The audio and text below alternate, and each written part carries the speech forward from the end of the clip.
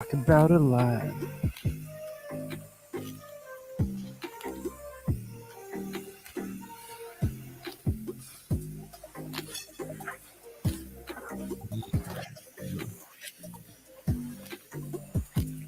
All right.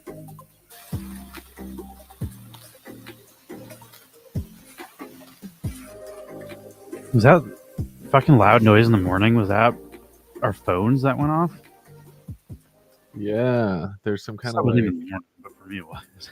an I was Amber so Alert. disoriented. I thought that was my battery beeping because our power went out. So I was like checking the power box and shit. I was like, none of the Yeah, grids are it flipped. was loud. Yeah, it was super fucking loud. I also took sleeping medicine at 6:30 in the morning. So I was still drowsy from sleep medicine. So I was like, what the fuck is happening when I woke up? Yeah, That fucked. it was Fucked loud as my. hell. I didn't know my phone could be that loud. I was already gonna not get good sleep last night, and that ruined it. That ruined my already not good sleep. Because if you go to bed at 7 and wake up at noon, you can do the math. That's not enough hours to not feel tired. Yeah. I don't know. This fucking USDC news. It's not really news. It's just speculation.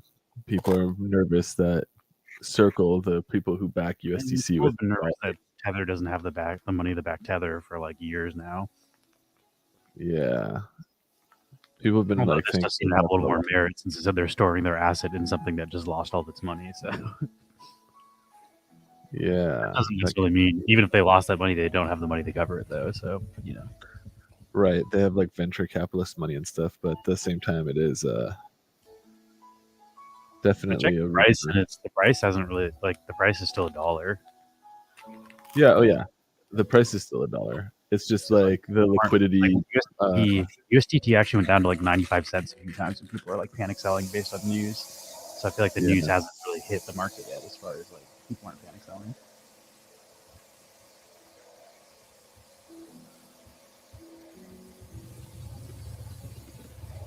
But hard to say. Just holding real cash is starting to look better and better, though. I'll say that much. yeah. It's definitely not a bad idea if you're just in stable coins and they're not like participating in any strategy. You might as well just pull them into an FDIC insured bank account by turning them into cash and withdrawing it to a bank. But let's see. Let me look up the Curve liquidity pool. That's like the main place where USDC, DAI, and USDT trade as far as DeFi is concerned. So I'm going to check that out.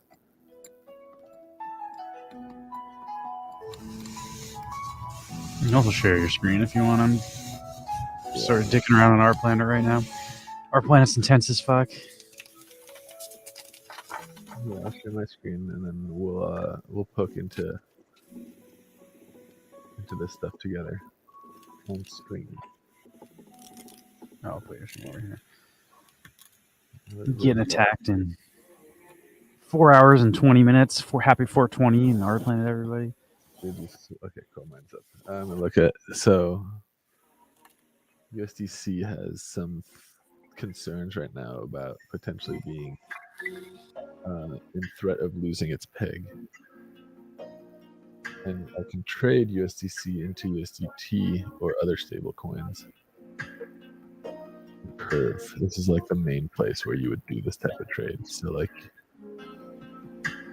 1,000, 10,000 to $100,000. That's quite a bit of money to move. Let's see how much of an impact we get. It's going to cost me about $420 to move $100,000. See how that. It's a pretty moderate fee for that much money. Yeah, 4 million. You're paying about 4,000. So it's about still the same for lies. Let's take a look at the liquidity pool itself.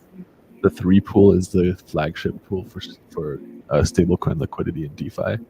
So there's $500,000 in this pool. And generally speaking, its liquidity is split 30%, like 33% USDT, USDC, and DAI stablecoin. So it should kind of like even out. Let's see. Oh wow, yeah, only 7% is in USDT left at the moment. So a lot of people are trading out of USDC and DAI into USDT on the curve pool right now. Like a lot. This should be 30%. So damn. That's fucking cool. It's not like the end of the world or anything. And then a lot of these pools also, like these stable coins, have like massive amounts of liquidity against other crypto assets too. Let's see, USDC. And all of these pools have USDC in them, and billions of dollars, like 76 million on this one, 450 million on the next one. Like this is almost $500 million again. And Frax is a algorithmic stable coin. It's also partially backed by USDC. Obviously, here's $1 billion. So $1 billion is, propping this up. And I wonder if this is a 50-50 split right now. No, there's actually more Frax, and I think that's also by design. I don't think this pool is designed to be a 50-50 split. It's intended to help keep the peg of Thorax, not necessarily the one. So, interesting. The rumors right now are basically that SBV is a bank that potentially has the assets, is holding the assets of Circle, who is the backer of USDC, and SBV is like going under basically. What's up with them using like weird ass fucking Silicon Valley banks? Like, why not just use a normal bank? Yeah. Kind of. I feel like Bank of America is what most people trust in America. Like, why can't businesses use that? Like, why are they using some weird shit nobody else uses? It's also weird, yeah, that like a business that's headquartered in America and like running like a multi-billion-dollar like banking industry thing isn't using a major banking institution. We have plenty of reputable banks in America. It's not like there's like a shortage of like banks people actually trust. And like I've never even heard of this bank that like shut down. It's like, why the fuck are you putting that much money into something that like is that? Yeah, there's a bunch of like, let's see, I'll check in our Discord. I shared it in Maxi, but I think I shared the picture here too. Where we were talking about, Burst was talking about crypto taking a shit. Yeah, here we go. Look at all these banks. These are all different banks right now. And they're basically their value taking massive shits. Like Key Bank is the bank that funded Key Arena in Seattle when we were growing up. I don't know if it's still Key Arena, but like these are huge banks, and they're all like taking a nosedive as people are like basically bank running them, like taking out more cash than these banks have on the books. And then the cash that the banks are giving out to the people who withdraw their cash or whatever is happening in that regard is really expensive because the federal interest rates are climbing every time that inflation reports are high. So this is kind of like a weird crisis looming where I'm pretty sure that Tuesday when the inflation numbers are printed again, this coming Tuesday the CPI report is published, we're going to see that inflation on consumer goods is still climbing, and I'm pretty sure the response is going to have to be to continue to raise rates, but clearly the banks can't really handle having their interest rates raised much higher. So, yikes. Yeah, we'll have to keep an eye on how this plays out. It's definitely a good time to be aware of stable coins outside of like the main USDC. Like if you have a big position in stable coins. Let's see. Like depending on what blockchain you're on. Let's see what kind of stable coin. MAI is a native one on Matic. But like as far as stable coins that I like, I like Pax dollars. I like Gemini dollar. Like GUSD is a good one. Pax dollars is next. I think it's USD maybe. But they're the same people who issued BUSD. So BUSD on Ethereum mainnet is issued by them and regulated in the United States and backed by cash. So I guess even BUSD, as long as it's on Ethereum mainnet, I'd be okay with. But I shifted some of my stuff into GUSD and some Forex. I like Forex, but it doesn't mean that it's more like secure. Honestly, if USDC loses its peg, you can see USDC is part of every one of these pools. Like it's gonna affect everything, and that's a big if. It's just Welcome. the speculation comes from the silence of Circle not announcing that they were unaffected by the collapse of SPV, not that there is some sort of confirmation that the funds backing USDC are jeopardized. It's just the fact that they haven't made a public statement saying that they're not jeopardized is making people kind of panic a little bit.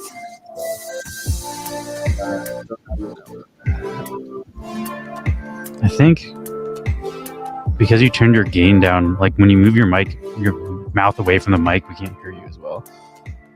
Oh, okay. That sounds fine, but like when you're looking at the TV, like that direction, it doesn't sound as good. Oh, like this. Okay, I see. I'll be more mindful about which way I'm facing. It's always a balance because, like, as we turn down the gain for the background noise, then like you run into like it's more directional the less gain it has. So you got to kind of adjust. Yeah. Also, do you want to big time? Say again? You want to install Big Time while I do some giveaways? Then you can play it afterwards. Oh yeah, I have it. It's installed. Let's see. Play and see how that goes. You could just jump into that. Yeah, Big Time. I just feel like the music's a little loud. All right, I'm gonna launch that and see how that goes. Should you do a giveaway first? There's only 3 people watching. We should probably wait to do a giveaway. Yeah, I've been on Big Time for a minute, Quadrell. I'm officially an ambassador now. I can give away Ruby passes. So other people are interested in playing Big Time, maybe consider hitting me up. I'm about to start and try and get myself a fucking thing here. I know I can't complain about the mask. I'd say it's negative 21 degrees where you are right now, but the weather is bullshit in Los Angeles. Fuck that, dude. That's too cold. I don't think people should be living there.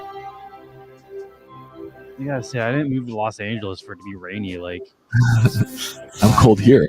I'll be away from the fucking rain. Like, I feel like we're not even in a drought anymore. Like,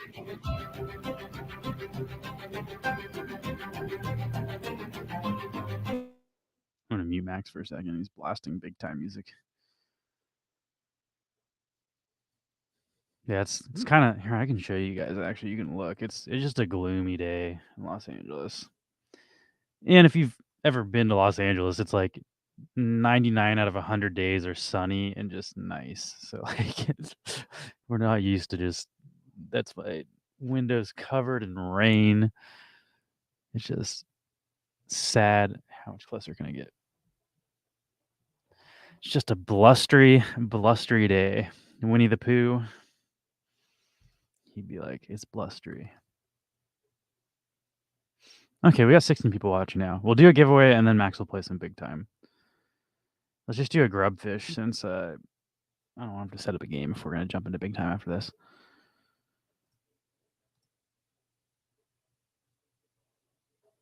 I like having palm trees on the horizon. Like, whenever I look out my window, it's like, oh, it looks like the friggin' Hotel California album cover by the Eagles, which, I don't know, might not mean anything to most people, but it's like, I grew up looking at classic rock album covers and stuff, and like so many bands are from LA, and like that's just what it looks like out here. So same with like when you're driving around, like if you're a fan of classic rock, like the streets people sing about are the streets I drive on to go to work and stuff. Like there's something that's like, I don't know.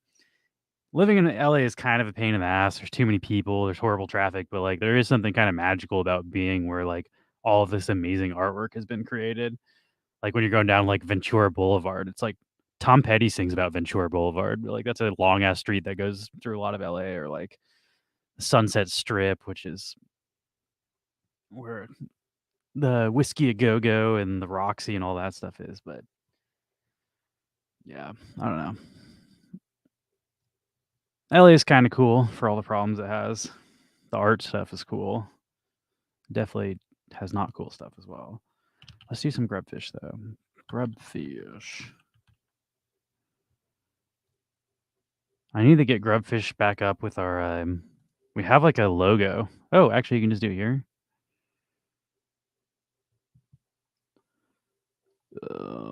No, I'm too lazy to set that up. Too lazy. Exclamation point play if you'd like to join the giveaway.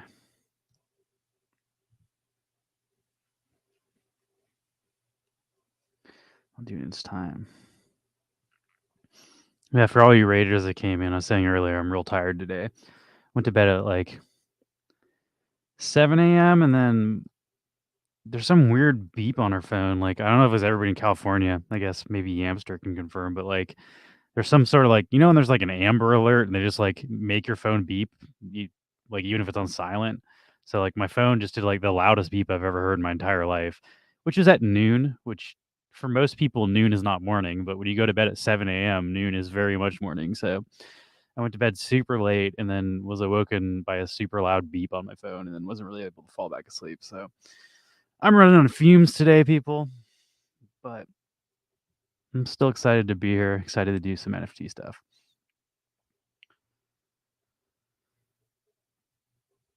Is the chat not linked to this? What's going on? I see you all hitting exclamation point play, and then I don't see the name showing up. Oh, it's because I'm not on the tab. I'm dumb. There it is. Whoopsie.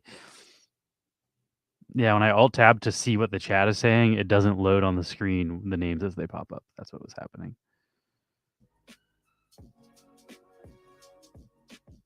What's going on, Senia? Boom Shankar.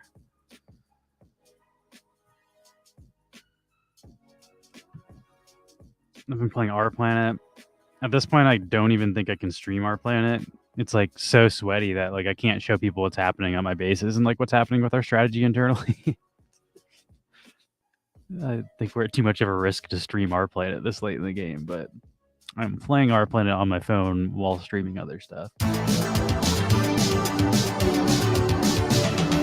Thank you for the subscription, Winnie Frederick. We appreciate it. I had a midnight nap that stretched about 11 hours last night. That sounds amazing. I'm very jealous of you. I'm drinking my caffeine now. Maybe I'll get like a little bit of a kick from that.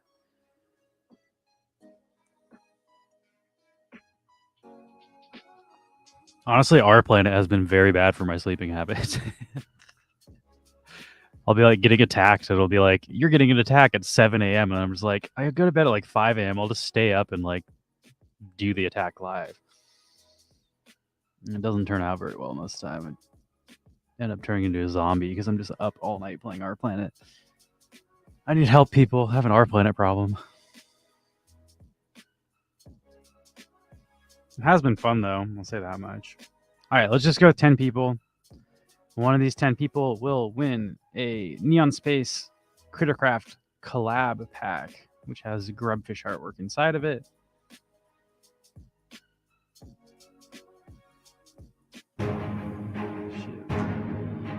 Music. Sorry, everybody.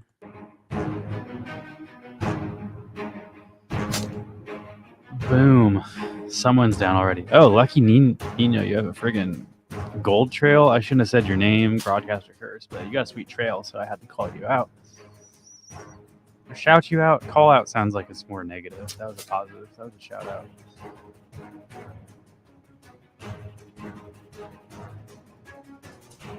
I also saw that people are posting about the Ultraman drop. It's like $20 to ship to the US or something crazy, which I'm a little bummed on. So I got one of the redeemables and I was like, yeah, sweet, only $10 for a redeemable. But if it's like $24 for shipping, then I'm now paying like $35 for this thing that was supposed to be $12, $10 for it. So I don't know. The other issue is I think a lot of wax is US based. Like there are definitely people in Europe. Wax isn't only U.S. centric, but I do think like there are a lot of people in the U.S. participating in Wax, and all of those people are not going to want to pay that shipping. So it's like me being like, oh, I'm just going to sell my redeemable token and not deal with the shipping. Like, I think a lot of people are going to have that idea, so I don't think it's going to turn out well. Like, I think those redemption tokens are going to dump super freaking hard. And I didn't buy it to try to make money. I wanted to actually redeem it, but I don't know if I want to spend the extra money to redeem it at this point. I might just try to sell the redemption token and cut my losses. All right. Congrats to Lucky Nino. Or Nino. Nino. Try to do my proper Spanish tongue roll. But congrats. Shout out to your family.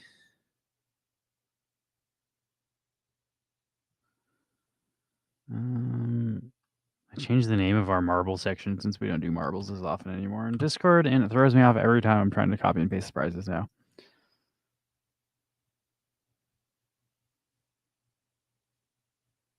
It's supposed to snow enough to plow tonight, but it's calmed its tits. Does that mean you don't have to work then, Comas? Aren't you kind of on call for when the plow needs to happen?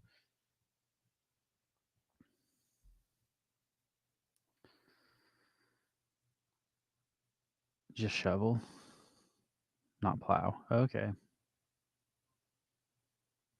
It's crazy. It's been snowing a little bit in Southern California, which is just like, that's weird. Like, I've lived here for close to a decade now, and it's never snowed once the entire time I've lived here. So snowing in California is not normal. Like, it'll snow up at like Big Bear, which is north of Los Angeles, where there's mountains and stuff. But like in the LA area, it's very unusual for there to be snow. So something weird's happening. Climate change, am I right?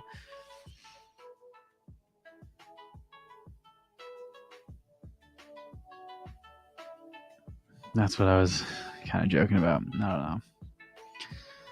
I believe in climate change, but also I know some people don't, and I'm not really interested in debating them about it either. It's sort of like flat Earth. If you believe in flat Earth, it's just like good for you. Like, I'm not even going to argue with you because you're beyond arguing. Like, if you don't accept logic and science as reality, then I have no data to argue against you with. But I don't know. Who fucking knows what the truth is? Everybody thinks they know what's happening. Nobody really knows what the fuck's happening. It's life. La Nina ended in El Nino. Will form for storm season. That's usually on like the Gulf Coast, though, right? Like, isn't El Nino normally on kind of like near Texas? Isn't that usually where El Nino hits? Kind of like closer to like Miami and like Texas and the Gulf Coast. What's up, everybody? Welcome, Left House lefties. Have we figured out a name for the Left House fans yet? I like calling them lefties. Are they like action heads or something? I don't know, but welcome, everybody. Thank you for joining. We're ranting about, what are we ranting about right now? We're ranting about storms on the Gulf Coast. Interesting stuff. Oh, Max, I muted you because your big time music is just playing very loudly. So. Oh, we got you left action housers. I like lefties. I think lefty is a cool name. So Left House, if you're listening, I would like to officially say that you should call your fans lefties because lefty is cool. Like, what up, lefties? That's like, Justin Bieber has the Beliebers, Beyonce has the Beehive, Left House has the lefties. It makes sense. Oh, I'll unmute you now, Max. Oh wait, you muted yourself. Floods in California Central Coast next 68 hours. All right, I turned this thing down in my mix. Can you still hear the music super loud or no? No. That's crazy. Nice. There's a bunch of people being evacuated from floods, and yeah, that was the like loud phone ringing this morning. It was like flood warning. That's what that was. Yeah. Oh, okay. This is all coming together. Still, why did my phone need to go off for that? Like, I'll just drown, bro. Just let me sleep. I don't care. It's still like, yeah, it's like I'm on the 3rd floor. I'll be like, when the 2nd floor is underwater, that's when I'll get me up when fucking California breaks off because of an earthquake. Like if we're in the ocean, let me know. Otherwise, I'm good. Yeah. Let's see. That's one of my irrational fears is that we'll have an earthquake so big that California will crack off of the United States and float into the ocean. That's a weird. I don't. Is that an irrational fear? I don't know. I feel like that could happen. But that's a weird paranoid fear that I have. That there's nothing you can do about that. It either happens or it doesn't. There's no point in worrying about it, but I still do. I will say, like, by next month we have to be out of a drought. Like they've been saying we've been in a drought for 10 years. It's rained so fucking much in the last month. Like I know we can't catch water very good and our infrastructure is not set for catching rain because it never fucking rains here. But like it's rained so much in the last month that I feel like there's no way we're still in a drought. Like I was walking around yesterday and it's like the grass is so green. Like everything is so like parts of LA that have looked dead for like years are like starting to grow green grass and stuff. So 20 million years, Cali will fall off. I don't like that. I don't know. I'll be dead in 20 million years though, so that timeline works out for me. Not my problem. Yeah, so it's like Africa's splitting in half. But like eventually, or wasn't it Pangea when all the continents were together? So like all the continents already kind of split. That's why I was like, that could happen again. I'm not a scientist, but if the continents broke into smaller continents from one big continent one time, they could fracture again. Yeah, I feel like it's just a really gradual process, though. All right, let's do another giveaway for our lefties. Welcome, lefties. What up, lefties? Here, let's show off what we're giving away too. I just said it verbally last time, but if you're not familiar with our collection, we are a collectible brand, Neon Space NFT on the Wax blockchain. A verified level 2 collection for now until they change the verification system, but we got that double check currently. The only thing I'm verified on. I'm not verified on Twitter or Instagram or any of that crap, but Atomic Hub, we're real. We the real deal. But anyway, we will give away. We've got these 1-card packs. These Crittercraft collab packs. And these are just collectibles. We're not a gaming collection, so just have fun little. I'll show you what's inside of them. Little Crittercraft dudes, little grubs. There's 4 different rarities, even though there's 1 card in there. You can pull 4. And depending on the rarity, you can also blend into our Neon Blend token, which can be used to blend into new artwork, or you can turn it into the Neon Fungible token and swap it for Wax directly on DeFi Box. So there's some fun stuff you can do within our collection. Let's see, grub or no critter. Right. I'll just show you the chase ball. Right.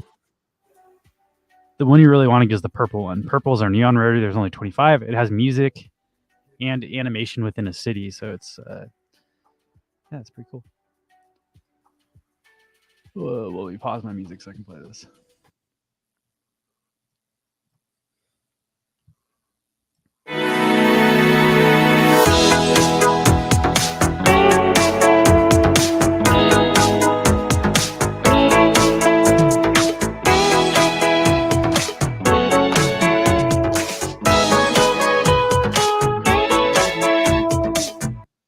Boom. So, yeah, you could possibly win that. Also, sorry, I forgot to do this.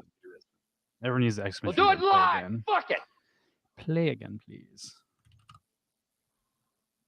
It's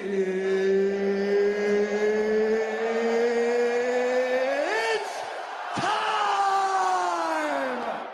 This is the guitar. You can see the guitar that played those sweet licks.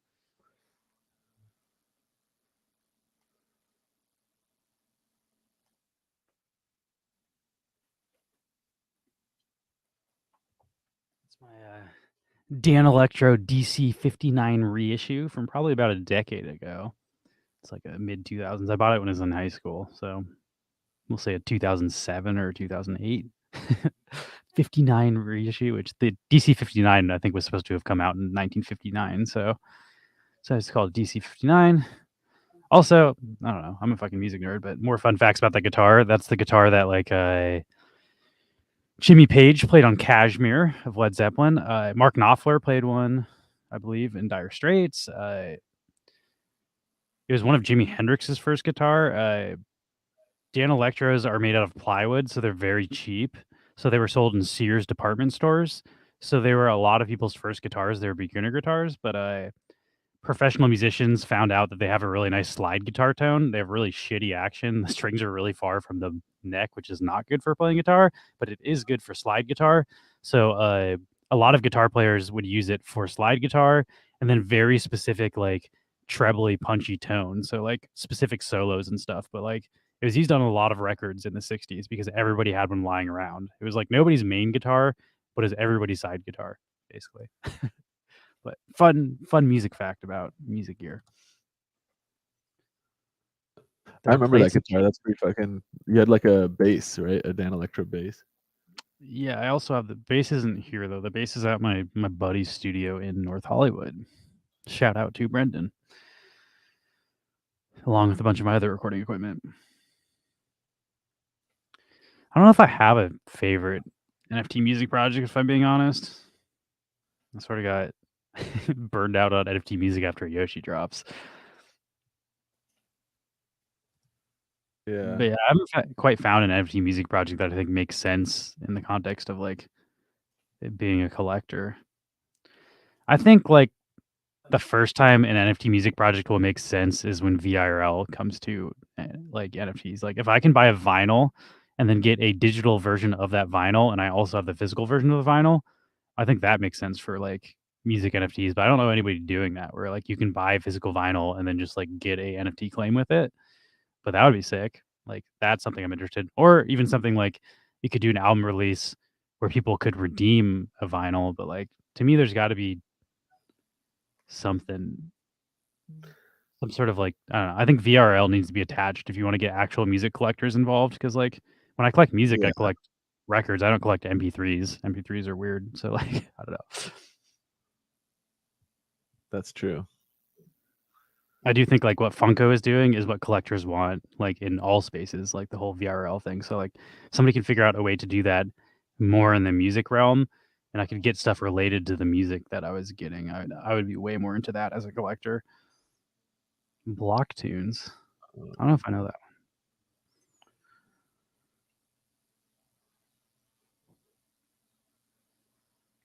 Maybe Vancouver Island will get crushed against the mainland. I feel like Vancouver's pretty close to where we grew up.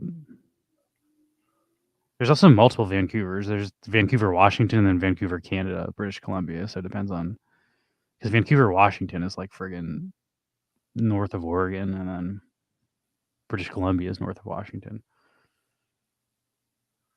Yeah. It's probably north of the wall, basically. It's where the wildlings We do know live. how to swim. I'll speak for Max. I've seen Max swim. We do know how to swim. Oh yeah, I can swim like a fish. I wouldn't I say I'm love good at swimming, but I'm not going I to love drown swimming. most of the time. I used to be on the swim team, dude. I'd like get up before fucking high school started at like 4 a.m. or some shit and do like 2 hours of swim practice and then show up at school. That sounds horrible. Why'd you do that? I was in way better shape back then too. But My dad was on the swim team in high school. I think he went to like state and stuff too. I think he was actually a good swimmer. Like I know he was like yeah, kind of. I didn't like going to the fucking competitions because those all happen on weekends. So I was just like, yeah, I can't go. I'm not going. They'd be like, we need somebody for this. Like sorry, like I don't do weekend shit, dude. This is like I think exercise. my dad secretly wanted us to swim, and then my brother and I just had no interest, and we broke his heart because like he made us take swimming lessons and stuff when we were younger, and we both kind of like really didn't like it. I can't remember if you were brother. I think one of us always had issues with getting water in our ears, and we hated it to the point where like we don't want to swim. Bitches about that. That like I mean the water will get in your ears. You just like get it out of your ears when you're done swimming. Yeah, I mean we were also like, like 7 or 8 years old, like when that was happening. I'm sure like as an The thing I adult. like about swimming, like swimming laps and shit, it's like when you're doing it competitively, you're so focused just like on pretty much just breathing and like I guess when you get close to the wall, like where the wall is, so you don't go head first into it. But it's mostly you're just focused on breathing, so it's really kind of zen. You're just kind of like underwater. You don't hear anything. It's just you're focused on breathing. You like it has a rhythm to it. I like swimming recreationally. Like, Turn it into a sport, and I'm out. yeah, I don't know. I like the competition of it, but I was also pretty quick. I mean, I'm like a tall dude with like long arms, and I was able to like do well. I wasn't gonna like go to any like Olympic competitions or anything, but for like local swim meets and high school level swim teams, I was like mid to upper range, like competitive. I could also hold my breath for fucking ever, which helps a lot, especially when you do like the butterfly stroke or something, where like if you can jump off and stay underwater like as long as possible, I feel like you can keep your speed up before you break the surface, because the butterfly stroke just slows you down so much. Also super exhausting and kind of nonsense. Oh, look at that gold tail, dude. Haven't seen KY one of just those. got blue splatted.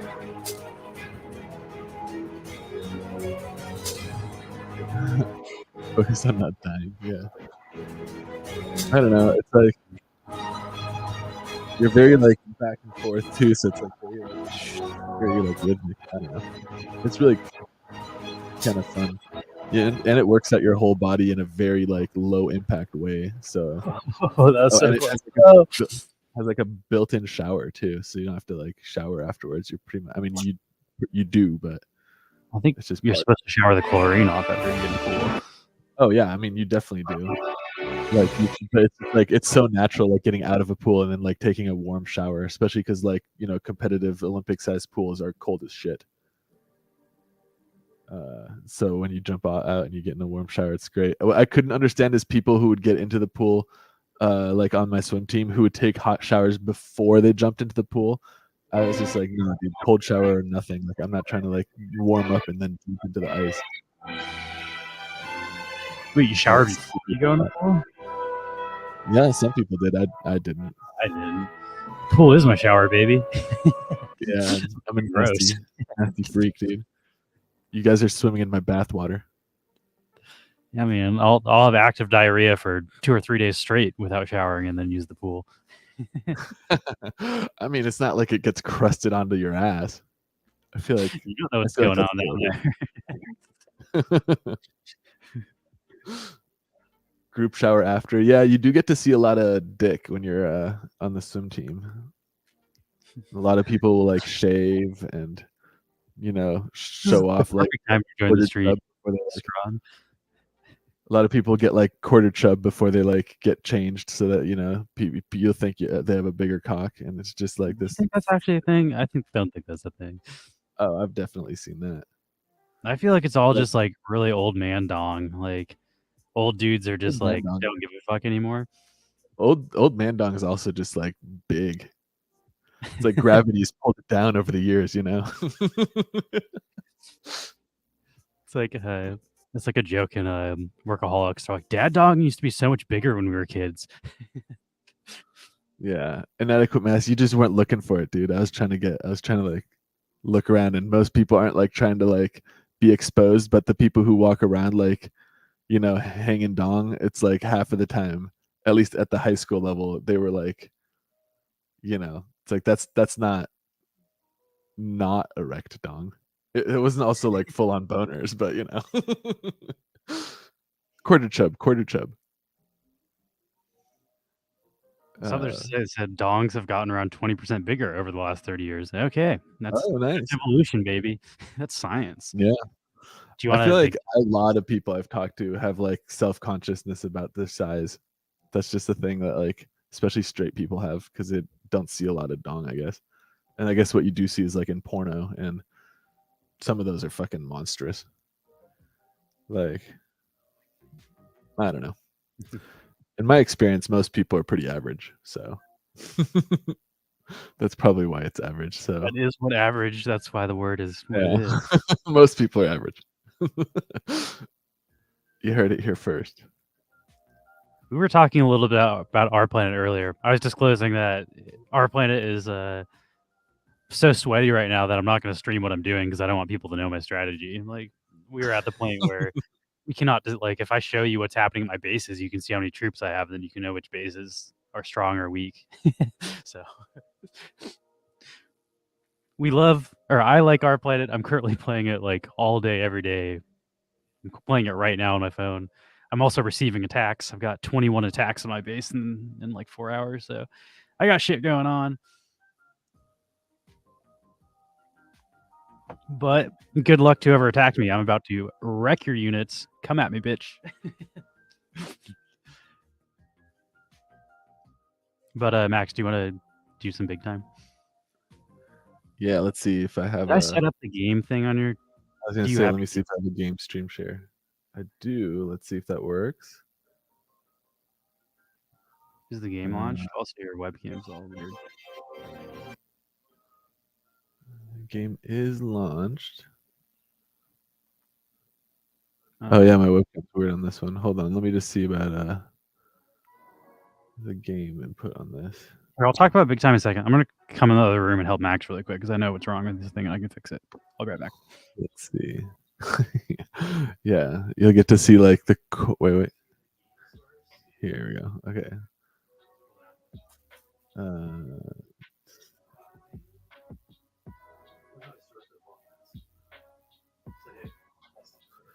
All right, let's see.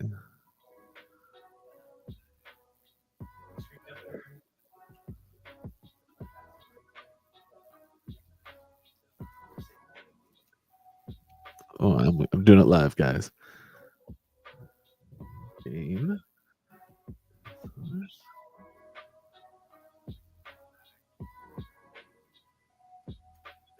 There it is.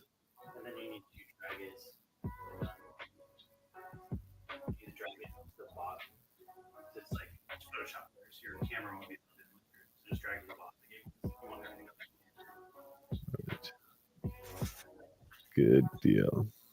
Okay, a little bit of some live troubleshooting, but we made it work. Let's see if I can really quick also adjust my beautiful face. A little too big. Yeah, the land in big time is going to be used. I don't even want to say play to earn, but like it is used to generate the cosmetics that people buy in the game. So like the only NFTs in big time are cosmetics. There is no like pay to win. You can't just buy the best like sword in the game. You have to go grind for the best sword in the game, and then if you have a cosmetic, then you can place it over the look. So like your sword cosmetic can work for any sword in the game, but it does not have its own stats. You need to attach it to an item with stats. So the lands will be used to craft items, which is not live yet, I don't believe. But that's sort of like the speculative value is like you will be able to earn stuff in game that lets you craft items that you can then sell on the secondary market. And I guess if you can sell enough cosmetics, then you can pay for the cost of your land is like kind of the earning thing. But like, I don't know. I'm a big time investor. I'm not supposed to call it a game with ROI or a play to earn. It's play to own. So you can play to own things. There is no guarantee you will ever earn anything, which I actually think is like how they should advertise blockchain games. Let's see. Are these basically like World of Warcraft? Yeah. Let's see. T is for. I feel like I should read these, but I'm not going to. I can also just tell you what any of those buttons do. You should try Time Let's see. Warrior. Time Warrior. Okay. Yeah, it's basically a Web 2 game with Web 3 for skins. That's sort of how I like it, to be honest. Can you maybe turn on the volume a little bit more, Max? I can. Give me a second. Maybe just Turn like this 10%. down. How about like that? Let's try that. Well, honestly, that's my preferred way, Scrawn. Like, I don't like games where you're just grinding tokens and dumping tokens. Like, I like the idea of owning cosmetics. I also like that it's not pay to win. Like, I don't want somebody who just started playing the game to be able to buy the like unstoppable force best hammer in World of Warcraft and like wreck me and been playing the game for 2 days. Like that's the worst. Like it's kind of great in MMORPG. Like I have to grind that really rare stuff. So the only way you can get my really rare stuff is by playing the game a ton. And then the cosmetics are just like the cherry on top. It's like, oh, I have this pink sword. Only 100 people can have this pink sword. So like I have the really rare pink sword, but then I can swap it between any of the swords I find on any of my characters. All right, so I'm learning right now. Tab is my inventory. Pocket watch. Okay. Also, by the way, if anybody is looking to play this, I can give away Ruby passes, which is free access to play this. But they will only give me more passes to get away if the people I onboard make it to level 10. So please only ask for a free pass if you're actually going to play enough to get past this tutorial, because then I will be able to invite more people. But that is an open invitation if you're interested in this game. I got max pass to play. Yeah, I'm gonna try this out now. So inventory. I believe if you own land, you should already be able to play this. Like, I think land ownership gets you access. I can also talk to my like big time rep about it. I'm not super familiar with like the paid part of big time. I've only played it for free, and I only know how the Ruby Pass works. I don't really know how any of the paid stuff works because I haven't participated in the paid economy. Can you still turn on that volume, Max? A lot of ambience. I usually turn game volumes on about 20 to 30%. I don't know where you're at. Oh, okay. Let's go. I'll go to 20. 25.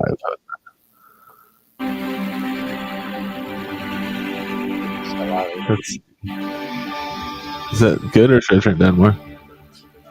I don't know. What does the audience think? Is that fine? How much time to reasonably grind to level 10? I would say not even per day. I would say 3 hours. It took me about 3 hours to do the tutorial. Gron says 5.2% less. That might have been a joke, but it's also just really weird, loud ambient music. And IMKY also agrees it just got louder, whatever you did. Weird. Okay. Let me here's game big time volume. I'm gonna bring it all the way down to like 10. Yeah, that's probably fine. There we go. That should be quieter now, right? Yeah, that's I can hear my own thoughts now. Nice. When stuff gets too loud, it gets hard for me to like talk over it. I'm not sure what it's trying to get me to do. Am I just supposed to like check out my skill tree, or am I have to like spend any points? I don't know what does the screen say. Go back. It said first inventory, and then it said here, click on the pocket watch. It takes me here. Maybe add kick. How do I add it? Yeah. Click the plus button. Oh, there's no plus. Ah. Confirm. I see the little plus. Extra. Passive points. I have 1 passive point to buy. Yeah, it took me 3 hours to get through the tutorial, which is kind of a long tutorial, but I will say it's pretty fun. Like, you're basically just doing 5 to 6 dungeons in the tutorial, and they added a few dungeons specifically for the tutorial. Personal metaverse is what I unlocked. All the other shit you have to do for a trainer, which you'll have to beat the tutorial to get any of that other stuff. The passive stuff, you're done with it for the tutorial. This is telling you to hit tab. Tab, drag a potion onto your hotbar. Okay. Let's see. Probably this health potion. Like, put it on number 4. So now if you hit number 4, you heal. Oh, nice. Okay. And it's telling me. Yeah, I agree. 3 hours is a long tutorial. I've been talking to I'm talking to Matt from Big Time, and I was like, hey man, like I'm trying to onboard players to this game, and it sucks that it takes them over 3 hours to join my party. Like, people want to jump in and play with me because I'm a streamer. I'm onboarding people. Like, I want to be able to send someone a key and have them hop in my stream and play with me like that day, instead of like, okay, now you have to go grind by yourself for 3 hours and we can play together. It kind of sucks. But they were telling me that most people are not onboarded through streamers. Most people play with no friends, and they have a really bad first player experience because all the dungeons are set up to be done in groups. And if you don't have a group, it makes it way harder. So they basically made easier dungeons to like ease people into it. So like before you join, which I don't know, it makes sense. It's actually like, it teaches you a lot about the game.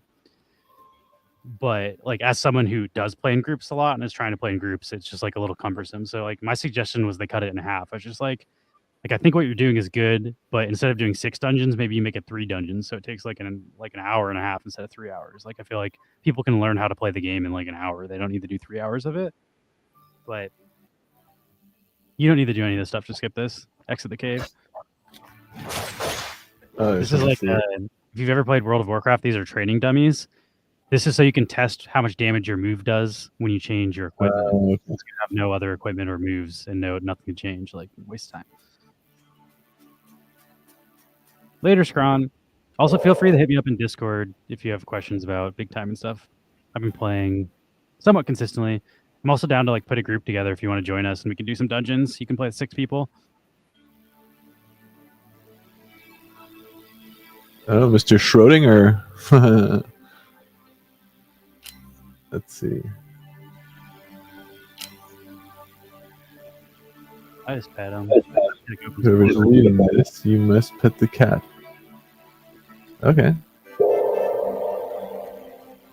Waffles. Shredding. So far, so good.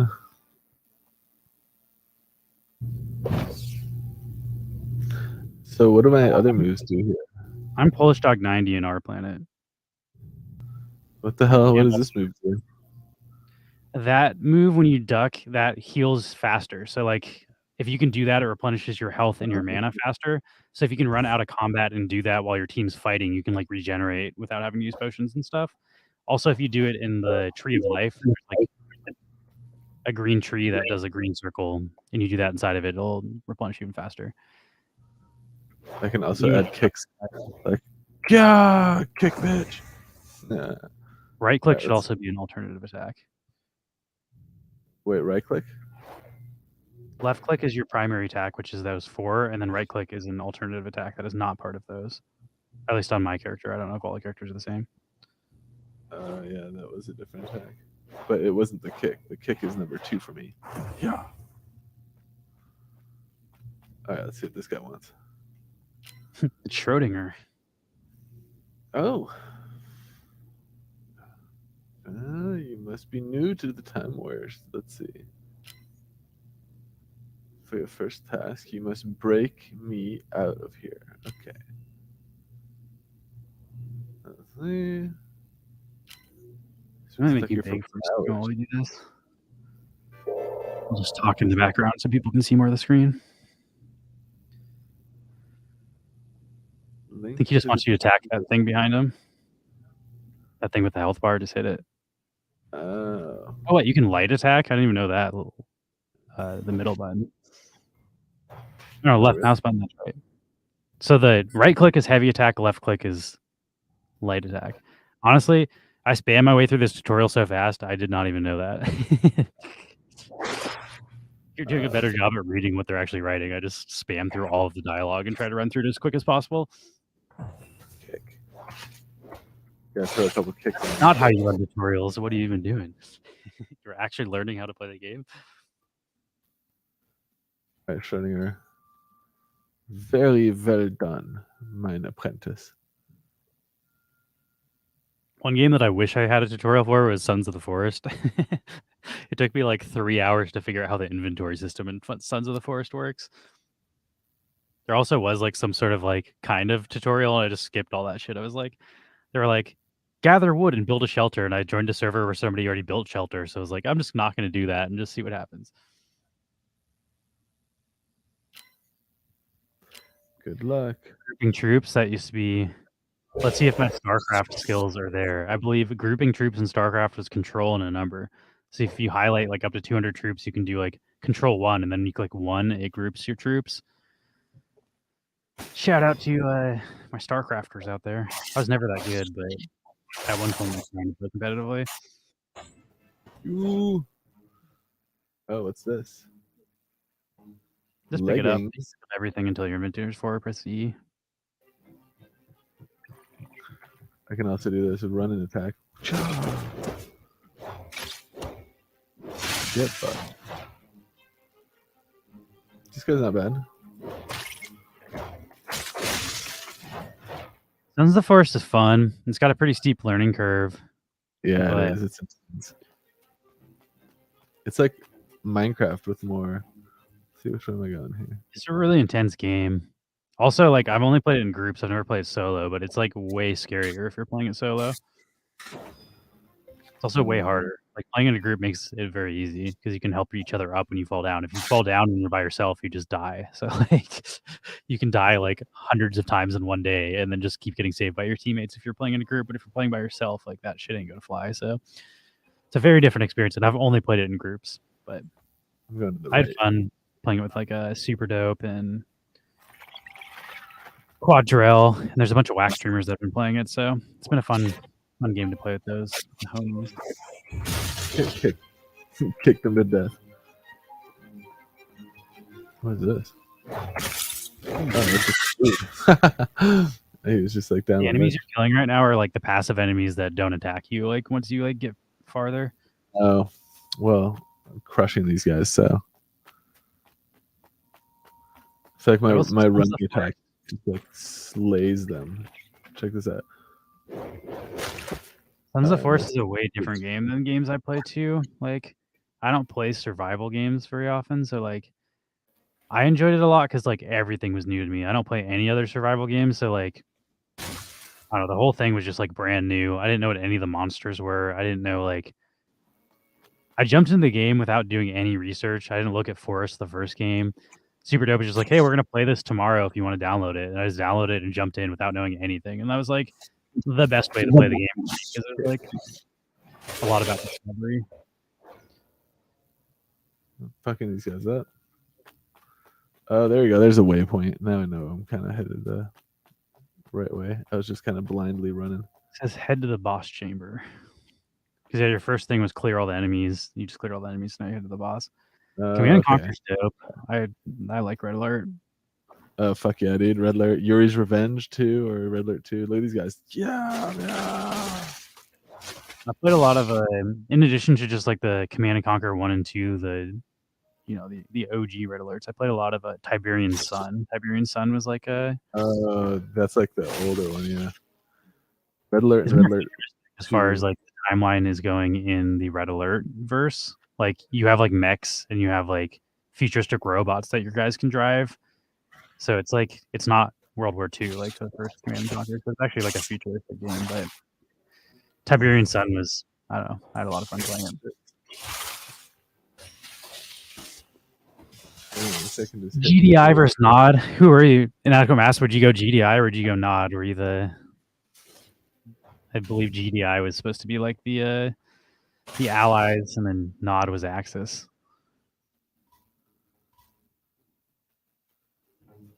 I liked what was her name? Tanya, the woman that was on the yeah, the first one, and she had like Tanya, the mines she could, like, blow up buildings.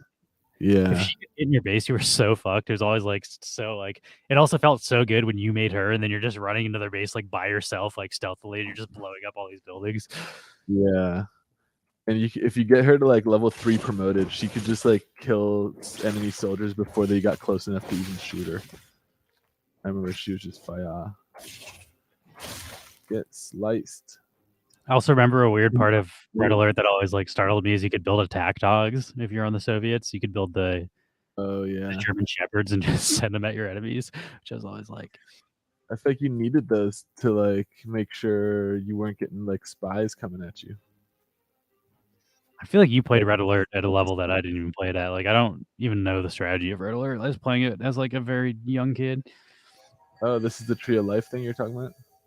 Yeah, you're at full health, so it doesn't matter. But when you're standing in there, you generate faster. So like, see how the boss chamber's there. Like, you can be fighting the boss, run away from the boss. Then actually, I guess you can't get away from the boss. But like, before you go to the boss, you can heal up basically. But if there is one, depending on the boss, like this one, I think you can retreat to. But some boss zones, you have to jump. You might as well use it.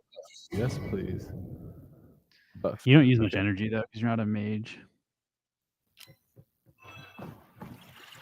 Oh, look at these guys. You want to know a game that was the worst with the dogs? It was the fucking Call of Duty. Not the first 3 Call of Duties, which were World War II. They did Call of Duty, then they did all of the Modern Warfares, and then they went back to Call of Duty World War II. Like after all that, when I was in high school, and one of the kill streaks was you could freaking call in attack dogs, and then attack dogs would just run from everywhere and chase everybody on the other team. That shit was always so stressful for me because they're like, they move super fast and they're low to the ground, so you can't be aiming like where a human would be running. You have to look at the ground, and you just hear them like barking and running in circles around you when you're camping. It's like that shit was always terrifying to me. I hated the attack dogs. I also hated killing the dogs. Like killing a dog in a video game does not feel good. Oh to me. no, that's just like devastating. I don't. Dog. Even if it's all digital, it's all ones and zeros. Like killing a dog in a video game still feels wrong to me. Like I don't like it. I don't like it, sir. Fucking these guys up. Some action. Yeah. Yeah. Which means you got new stats. If you hit I believe you can do that. If you go to skill trees, I would level up your strength, which is the first one. Strength or vitality, which is the heart, which is bottom left. Stat points. You have 4. This is like Diablo. I see. where you can- Oh, this is a separate. This blue one's separate from these. Yeah. And this is like Diablo where you can spec your guys. But if you look, the weapons, like when you unlock a level 5 weapon, it'll say you can't use this until you have 50 strength. So all of the items are more so stat restricted than they are level restricted. Like nothing's really level restricted. You just can't get enough stats until you hit a certain level. But like if you dump all of your stats into wisdom, you're not going to be able to use the warrior equipment because the warrior equipment needs a shit ton of strength. So like my recommendation is lean heavy into strength as a warrior.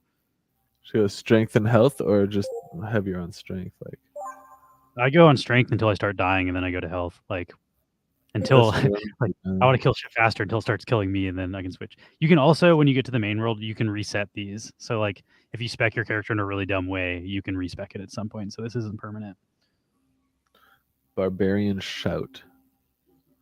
Is that a good one? I think that's like a. What is that? What does it say? Can you go back up? Since the shockwave, the stunning. So it's a stun. So if you're getting attacked by multiple enemies, you should do that because it's like a AoE stun and damage effect.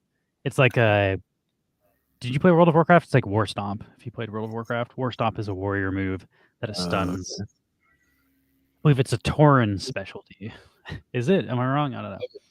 Where the WoW nerds at? Tell me I'm wrong. But I can't afford any of these. You can't. I was telling you earlier, you can't do this until you leave the tutorial. You need a trainer, and the trainers exist in the world outside of the tutorial. So just need those points. That's also stuff like it makes your inventory bigger. It's not affecting your character stats, but it is nice to have a bigger inventory. You can't use, huh? You should also go sell that shit before the next dungeon. Once you leave this dungeon, if you haven't already. Are you in the dungeon right now? Where are you at? I can't equip any of these. I'm still standing right next to the boss, I think. Scroll over everything real quick. It'll tell you to... Time Warrior if you can use it. Like go over your gear. See how it says Chromancer? You are not a Chromancer. You'll never be able to use that. Go over to the legs. Oh. That says Shadowblade. Shadowblade is a rogue. You are Time Warriors, so that's not going to work for you either. You can maybe use the Quantum Fix Hammer, but wait, why can't you use that? Go over to the red. What's the requirement that's red? Pocket watch level at least 1. Got it. What's the other red? Wisdom trait. I need 33. Okay, so that's like a spellcaster hammer. So that's not for you either. Yeah. If it's a wisdom one, and then what's the helmet? And then this last one. Yeah. So if you just sell all that stuff, you can't use any of it. Yeah, I don't need any of these. Sometimes though it'll be red because you're not high enough level though. So if you find like a Time Warrior thing for level 3, you should hold on to it because when you hit level 3, you'll be able to equip it. Oh, also this is all the good gear. The chest is where you get all the gear after the. Oh, I haven't even gotten the good gear yet. Okay, let's see what we got here. Yeah. Oh, hello.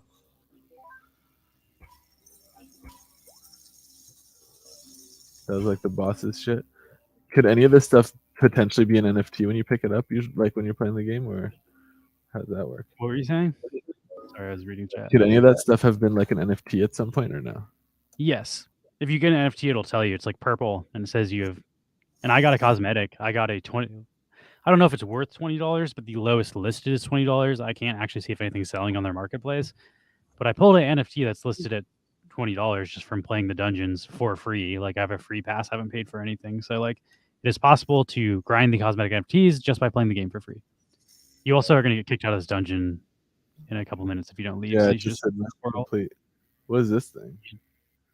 You can use that. That's a shield, but you have a two-handed weapon. It'll get rid of the two-handed weapon. That's why I can't use it. You can also have two sets of weapons. So you can have a shield and a one-handed sword, and then a two-handed sword, and then swap between them. And I believe that is the F, but you should run out of the dungeon and just sell that shit. Yeah. And now exit and hit F. Is that the right key? Yeah. So now, but that live, so you can have a defensive one and an offensive one. You can switch in the middle of fighting depending on what's happening. But you're gonna want a one-handed sword to match your shield. Otherwise, I believe Q. Also try pressing Q. Q is block, so you have to action block to actually block stuff. But you should run to that portal and get in it, or it's gonna kick you out of this dungeon in 50 seconds. And that's also something to be aware of. You only have a certain amount of time after the dungeon gun ends to grab your gear. You're sitting around like looking in your inventory and you haven't grabbed the epic shit yet, you'll get kicked out before you grab it. So like I just grab all the shiny shit and then go back to town and figure out what I actually want. This is big time Captain Degen. It's a blockchain MMORPG. It actually won Game of the Year awards. It's a pretty well respected game. It's an actual game on the blockchain. Leveled up again, baby. So now I should just be able to come back up here. Oh yeah, look at this. Get some more strength. Right now, Max is playing through the tutorial. I guess I can add a taunt now. I don't think I can do any of this shit yet. Oh no, to be high. 5 barbarian shout. So you need to get by barbarian shout to level 5 to unlock those. Oh, you add to this. Oh, pay attention okay. And so you should pick the right path. Like I don't know if that's the path you want. Like I think you might want the path. Like scroll right on that wheel. Go back to skill trees. See how you're on the left. Like scroll right. I think those ones over there are the ones that do more damage that you might want to be training. Like the Time Warrior. But you need a trainer, so you won't be able to do that until after the tutorial. But that's what I would go for. And then like look at those weapon ones. Like, yeah, wait, you're just on it. Right one. No, down one, and then right. Yeah, those. Like increases your damage by 4%, and then you can do that like times 5, and that increases your base damage times like 20%. So like when you're stacking those, like that really fucking increases your damage as a warrior.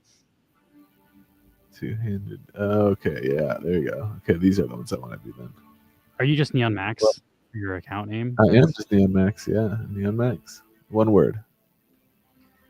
All right, type in Neon Max and I can't spell these yet, so that's okay. Come back to inventory, and then you can just hit tab to get out of there. Switch back to my sword. Yeah, I also works. What's the for inventory? Yeah, tab will open it too. Does B also work? What does B do? Not for me. Ooh, they didn't fucking steal World of Warcraft hotkeys. That's bag for World of Warcraft. Who's this chat with this guy? Okay. Hi. You able to meet the requirements? You go to the yellow. Oh, he's a trainer. See the 63 meters? Yeah.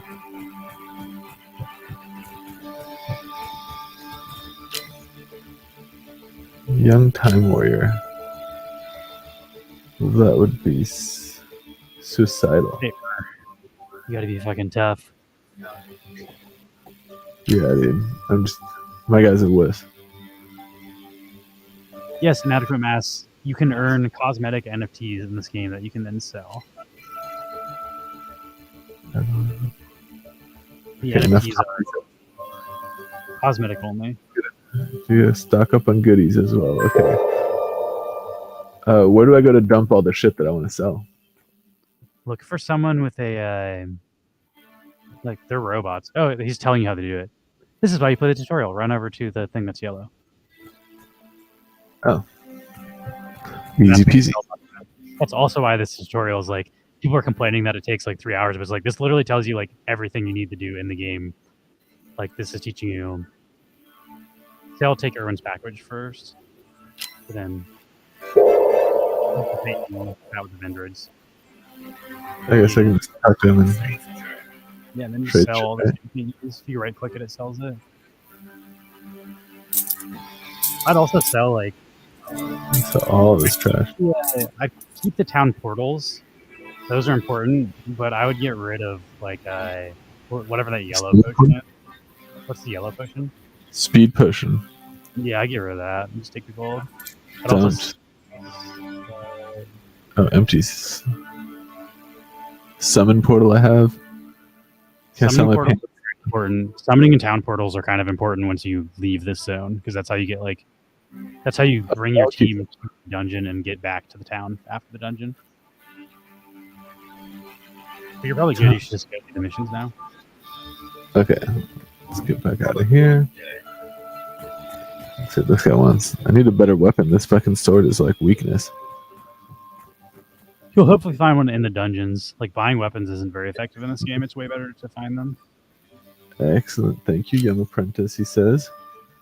Here, keep the Zis package. You like how he speaks with like a German accent? Yeah, Schrodinger, the physicist. I feel like if this game gets more mainstream, they're gonna have to change that because that could be like seen as insensitive. But maybe not. I don't know. Maybe. I feel like there's a reason why Nintendo has all their games all speak in gibberish languages. This is a nice call out for gamers. It's dangerous to go alone. Here, take this weapon. This weapon. There you go. There's your new weapon that you said you didn't have. Let's see. Where is it? It might have auto-equipped it, or scroll down. It could be in your second bag. Oh, yep. There it is. All right, I guess let's put it here. Once we put it there first. Did they give you a one-hand sword or a two-hand? Oh, you can put it in your right hand.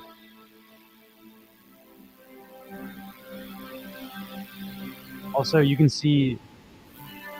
You scroll over the weapon. Scroll what? Over the weapon you picked.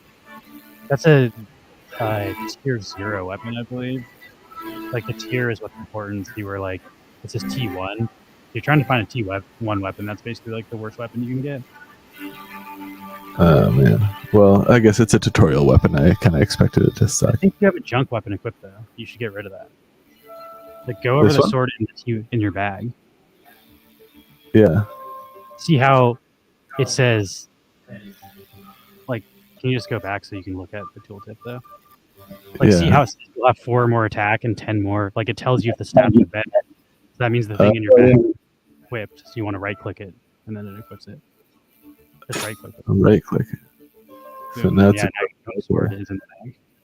And then you want to delete your junk sword so it's not taking up room in your bag. The other Delete thing it. you got was a one-handed sword, so now you can use your shield. Do I delete it or just go sell it? You can't sell the junk stuff. So hit the Oh, how do garbage you get rid of it? icon.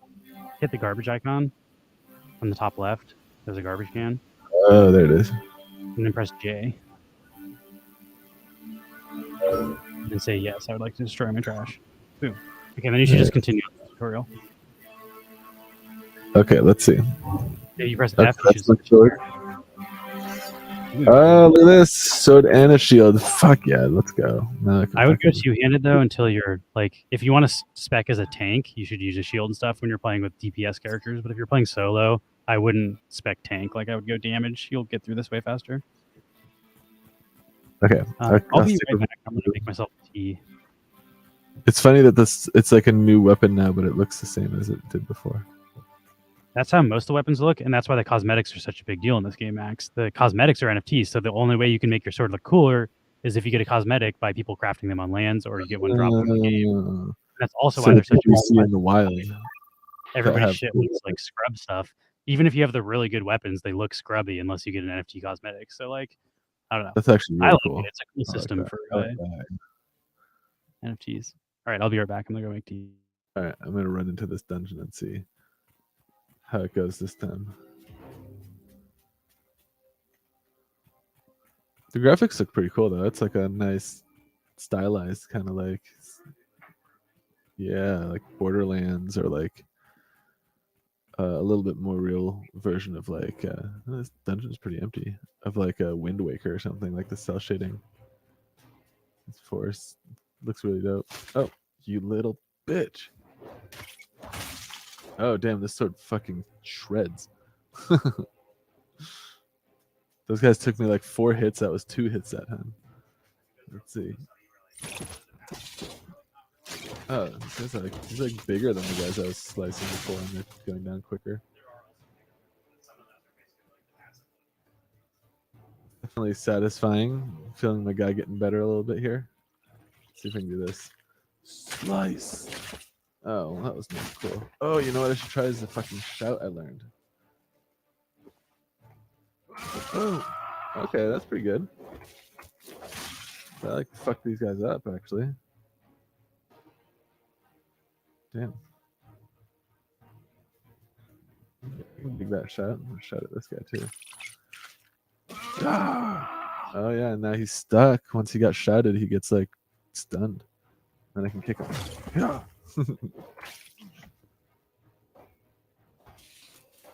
Man. He like went into the wall and then flew out of it.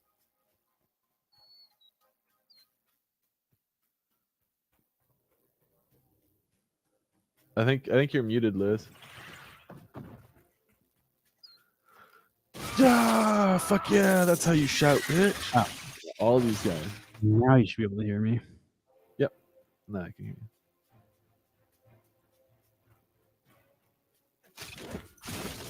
you. It's big time. I'm gonna switch to the Twitch category so people know we're streaming big time. God. Oh, you little fucker, dude. Technically, I'm a big time ambassador, so I can onboard new players. So if anybody's interested in trying this out, let me know. There's only a certain number of people I can onboard until the players I onboard make it to level 10, though, so I can't just do unlimited yet. So please only reach out to me if you're actually going to play. But I'm happy to help people out and get them into the game. It needs a kick. Gosh, this is Sparta! I'm actually starting to get into this, like stringing together the shouts and the kicks and all these different things is getting pretty fun. I feel like once this whole bar is full of moves, it's going to be pretty epic. All the points on strength gives you more damage. Wow, you little fuck. What was that? Who's attacking me? Oh, Oh, shit. This guy. You can also, if you quickly go down, you'll get more mana. Like if you do the... One of my kiting techniques is run away from the enemies and then just duck until they get to you and then hit them a couple times and run away. And like you can just continuously like kite and regen your mana. This also looks way easier than like, I'm telling you, when I was playing with the Chronomancer, I was getting wrecked in this tutorial. Like these guys were hurting me really, really badly. You're able to kind of just take it. Yeah. I keep dodging this. Yeah, when he turns red. I've got some strong opinions on Forge Arena. Oh, shit. Get stomped. That guy used to be a boss. He just got fucking ended. Forge Arena is like, it's a real game. It's moderately like, it's like a, you know, it's a playable 3D game, but they fully released it 4 years ago as a free-to-play game, not on the blockchain, and it failed and they stopped developing it because nobody wanted to play it. So it was not a good enough FPS to exist without NFTs in it. So I don't think just like pumping NFTs into it makes it a better game, personally. And also the CEO of the company has had like multiple companies basically go bankrupt, and he's failed to pay employees, and he's like known to be a racist and a drug addict and a sexist and a homophobe. So like Minak has some skeletons in his past, the head of Forge Arena, and he claims that he's sober now, and that was all related to drug abuse in his past, and he's actually a good guy, and like the only reason he was stealing people's money and gambling it away and not paying them was drug problems. So maybe he's better now, but like I wouldn't really trust recommending like investing in shit that he's running just because his track record is not good for that stuff. Like 2 out of his last 3 projects, literally people have sued him or like threatened to sue him because he didn't pay them for work. But also, like, I don't know. I don't want to say you shouldn't give people second chances. I'm weary about it. Yeah, And that's fair, I think. then the other thing is he does have a history with Wax. Minak is the co-founder of OP Skins. OP Skins was purchased by Wax, the the venture capitalist team that runs the blockchain now, and they were going to use OP skins to trade Counter-Strike skins with Wax, but they got a cease and desist from Valve about 2 months into that after the purchase, and they were not allowed to sell Counter-Strike skins. So OP skins got shut down, and then they transitioned into what Wax is as we know. But essentially, Minak, the founder of Forge Arena, is the founder of Wax, if you look at it that way, because he's the co-founder of the thing that the people bought to turn into Wax. So like, there's a really weird like history of Minak with Wax where he actually like kind of invented the blockchain we use. He didn't actually. He just like owned the company they bought that they pivoted into the blockchain, but like he is the founder of the company that was purchased by Wax to turn into Wax. It's a strange history. Oh, there we go. This does speed up my like blue meter. What's the blue meter anyway? That's your mana. That's I think they call it energy, but it's your like when you're doing your shout and stuff. It's probably taking the mana down. Oh, I thought that this like was on cooldown. I didn't realize that. Yeah, Wax. If you look at Wax's ICO, the entire pitch of what Wax was to be used for is OP Skins was already a functional website. You used US dollars to trade Counter-Strike skins.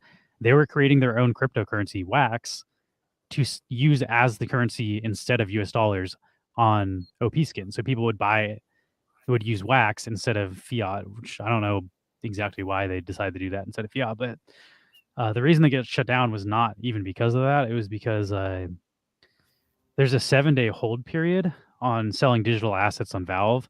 Like if you buy an item on an account, you cannot sell it on that account for 7 days. I don't know if that's to stop flippers. I don't know if it's protection for scammers, but that's just part of Valve's thing. You can't buy and sell digital assets like in the same day.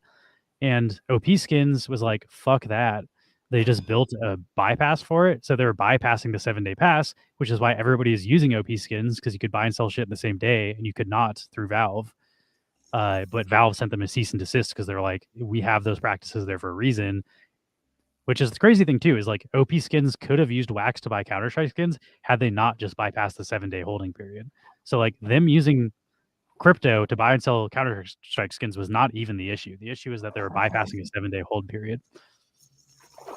Yeah, I spent way too much time researching the history of like Wax and OP Skins and Minak and stuff. And I will say, like, Minx had some success in the gaming industry, but he's also had like a lot of fucking blunders. So it's like maybe Forge Arena could do well. He does have experience in this industry and some connections, but also, you know, he could relapse and become a drug addict again and ruin the company like he did his last two. So both are possible. Get done. I do think if you're going to play Forge Arena, I think it's free to play. So if you just play it for free, like, and are not actually buying anything, then there's not really any risk. So I guess that'd be my recommendation if you really want to try it out. I think it's free to play. So you can't really lose if you're not paying anything.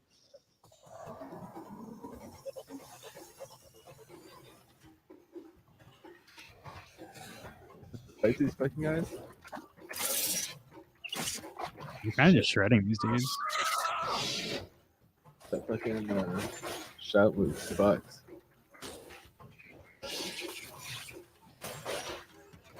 Yeah, they were also sued over the ICO. That was a different thing. That was like basically the tokens were locked for everybody who purchased in the IPO or the ICO.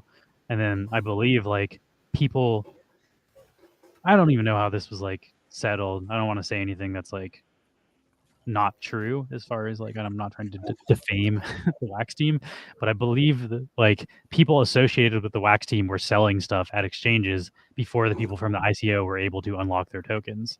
I believe that was the issue for the lawsuit. It was basically like all these people bought these tokens that are locked, and then people are dumping the price of the token while the ICO tokens were still locked. I think that's what was happening, but also that was years before I got into Wax, so like I don't have the receipts for any of that stuff.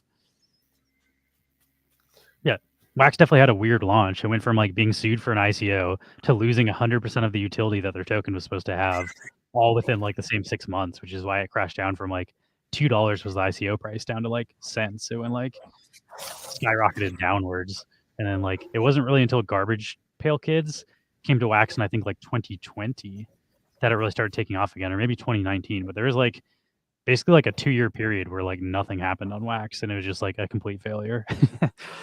So Yeah. I always say like it's sort of amazing it works as well as it does today because like it was never meant to be doing what we're doing on it. It was literally meant to be trading Counter-Strike skins on a website that got shut down 5 years ago. So like the fact that they pivoted into an entire functional blockchain with like DeFi and multiple gaming collections building games on it is like it's actually pretty remarkable what they've done with the tech, in my opinion. It could have gone a lot worse, like than it has. I also do think it's partially because the tech is so good. Like if Wax wasn't such amazing tech, I think they would have screwed themselves by now. Yeah, I think part of the ICO issue too was that people who did participate and bought stuff in the ICO and then missed the 1 year window to bring that stuff from Ethereum to the Wax P mainnet were then basically like stuck with a worthless token that could no longer be bridged and redeemed for the thing that they I think they bought. fixed that though, right? ICO. I'm not sure if that's been Fairly resolved yet either. I think Positive Lucas Republic says you can bridge the original. I think when they introduced Wax P token, that like closed that gap. I think again. I thought How am I supposed to get to this? I don't know. I'm pretty sure Lucas was saying in there that that's still a thing. I think it's just not like it's not just like a link in the web wallet. Like I think you need to know where the page is, but I think there is a spot to convert legacy Wax into the new Wax. Oh, okay, that's good because I've definitely I'm seen pretty a lot sure of based on like about that. the other weird thing that happens on Wax right now is simple assets. Like the original Garbage Pail Kids stuff was sold as simple assets. So there's packs of Garbage Pail Kids from the originals that were like, you know, they just don't show up on Atomic Hub because simple assets don't show up on Atomic Hub. So there's like a few parts of the GPK collection that are like simple assets and only show up on the simple market. And like that stuff is just not really being built anymore. So it's like hard to even see it exist in your wallet. It's hard to find where to open those packs. Like, so some of the very OG collectors on Wax have had issues with like that stuff. It's just kind of like invisible in your wallets now. Yeah, there is a bridge on Atomic Hub where you can bridge those assets. I think that's probably still working, but you know know That's where to look. usually what I'm too. But it's like the other thing where it's not obvious to someone, like to the average user. Yeah. You have to go into that chat and be like, "Hey, what the fuck's going on?" And then they send you a link to it.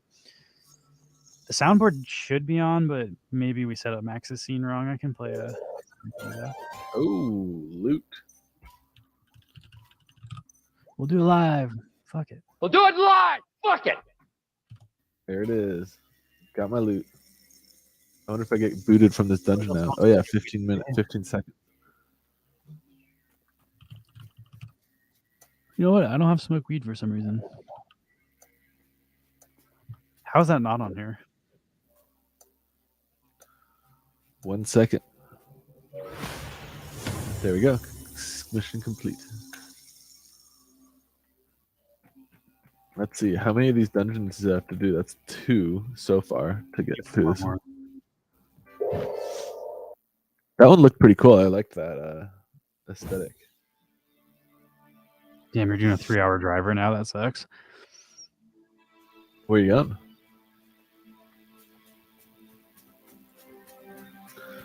He's driving home, but I don't know where he was. 3 hours. He also said he got diesel all over me.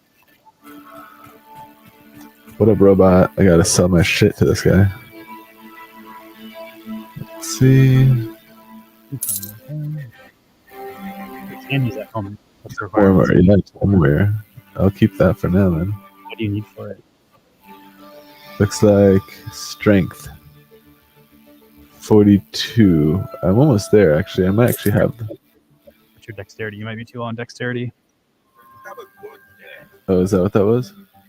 Well, it had multiple requirements. That's what I was trying to check. I already have. Don't I already have that though? I have 20 and it's 10, and vitality I have. It's just the one that's red. It's just the I strength. can't see your camera's blocking the bars. So I Oh, can't. okay, yeah. So I think it's just the strength. Let me Okay, check. well, if it's just Drake, it's just Drake. I couldn't see it, so I was guessing. See if I can. 43. Let's see if that's enough to get. Damn, you drove 6 hours to your job, worked 6 hours, then drove 6 hours home. That seems like quite the fucking commute. Damn, I hope they pay at the nose. And you live in Denver.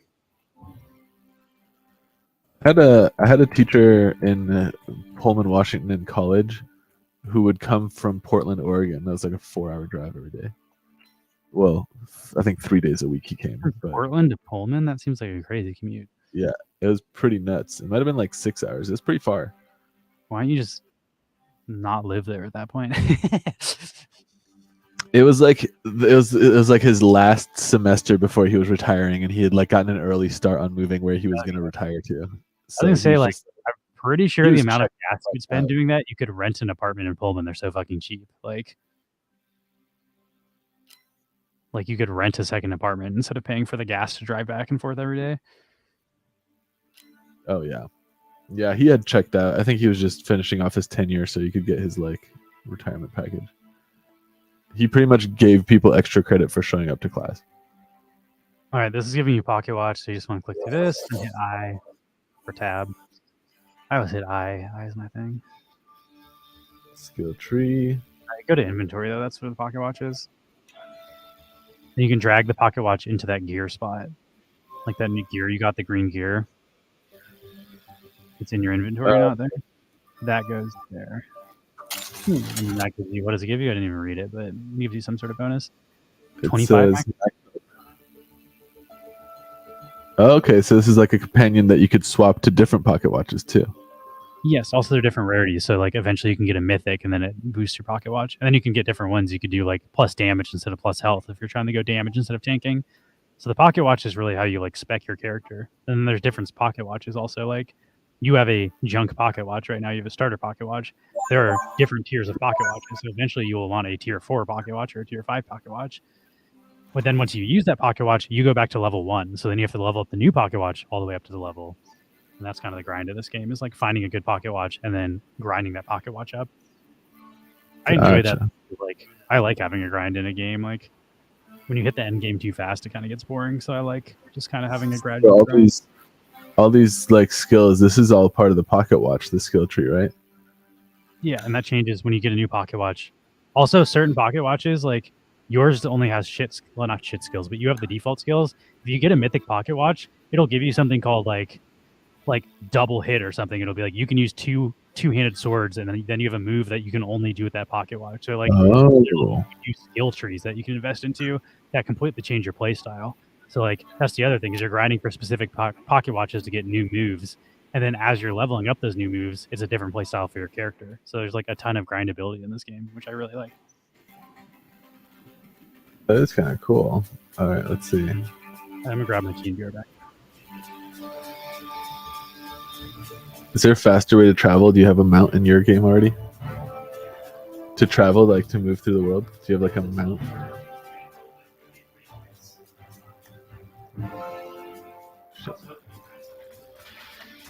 Okay, a mount would be cool. I'd definitely ride like some kind of beast. Yeah, definitely having my mount as an NFT, I'd be all about that. All right, here's something. Oh, they're all different like things. These are like the different dungeons, I guess, that you can enter. Let's see what happens.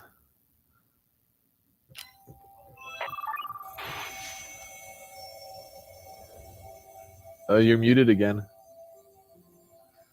Each time you enter the dungeon, it loads a separate instance because they're procedurally generated. So they're different each time, the objectives. So like it's a different instance. It's also a different server. Sometimes if there's too many people playing, it'll be like you have to wait for this dungeon server to load.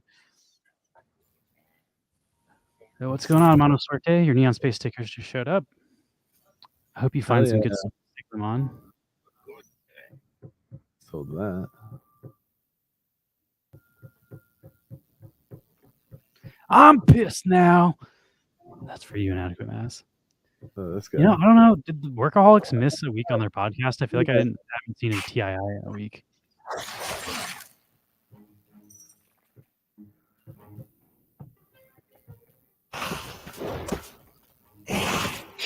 I'm also pissed they canceled the Workaholics movie. Yeah, that's BS. Ooh, a blue. Ooh, a couple like blue things. Hold Those on. are like you play Diablo, right? You know how they're sockets? Oh yeah, these are like for weapons. Yeah, those are for like sockets. Oh, You can I add don't- like ice damage and poison damage and stuff to your weapons. weapons yet. So I don't have any weapons with sockets yet, probably. Look at them later. I usually just sell them all this early in the game because your inventory space runs out really fast once you start doing a couple dungeons. Ah, these little shits. I'm also excited once you get out of the zone, so I can use my mage because like you're definitely being kind of tanky, and I can just like fucking rain fireballs down on these people while you're fighting them. Like as a glass cannon, it was so hard for me to beat this tutorial by myself. That's also a pro tip to anybody watching this: play Time Warrior for the tutorial. I think the tutorial is literally built around the Time Warrior. And if you play the other classes, it makes it significantly harder. And you can just switch to the other classes once you exit the tutorial. So like, get your Time Warrior through the tutorial, and then if you want to play a Chromancer or a Shadow Blade, or I want to play one of the healing classes, but I've been told you should not play the healing class through the tutorial because it does the least amount of damage. But I might spec healer once we get like 4 or 5 people playing with us because I like playing healer. It just sucks playing solo as a healer because you can't do damage. Yeah. There you go. My shot is ready again. Oh wait, no, I'm about to go the wrong way.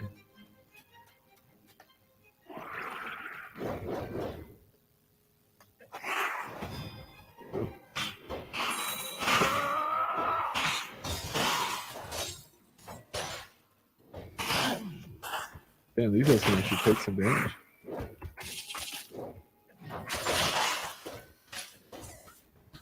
Oh, fucking throw it.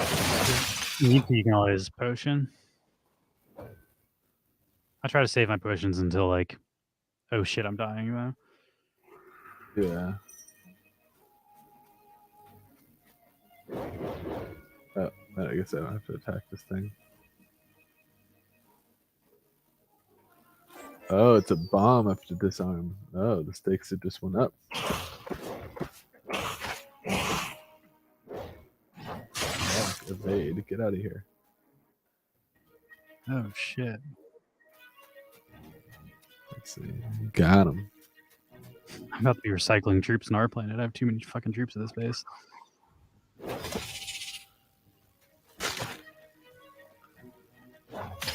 Get out of here. How the fuck is he still attacking? I stunned him. There we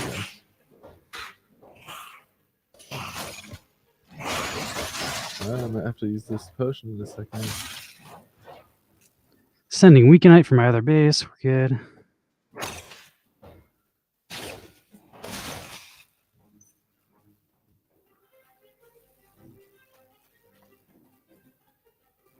There we go. No problem. Disarm both these bombs. 3 minutes to spare. Let's see. Pop a potion.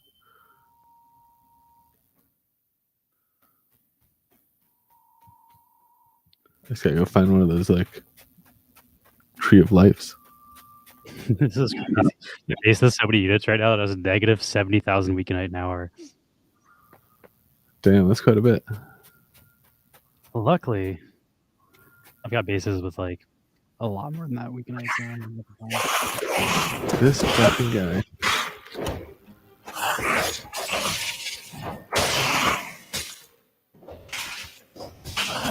My attacks show up in 2 hours, so I just need to keep those units alive for 2 hours.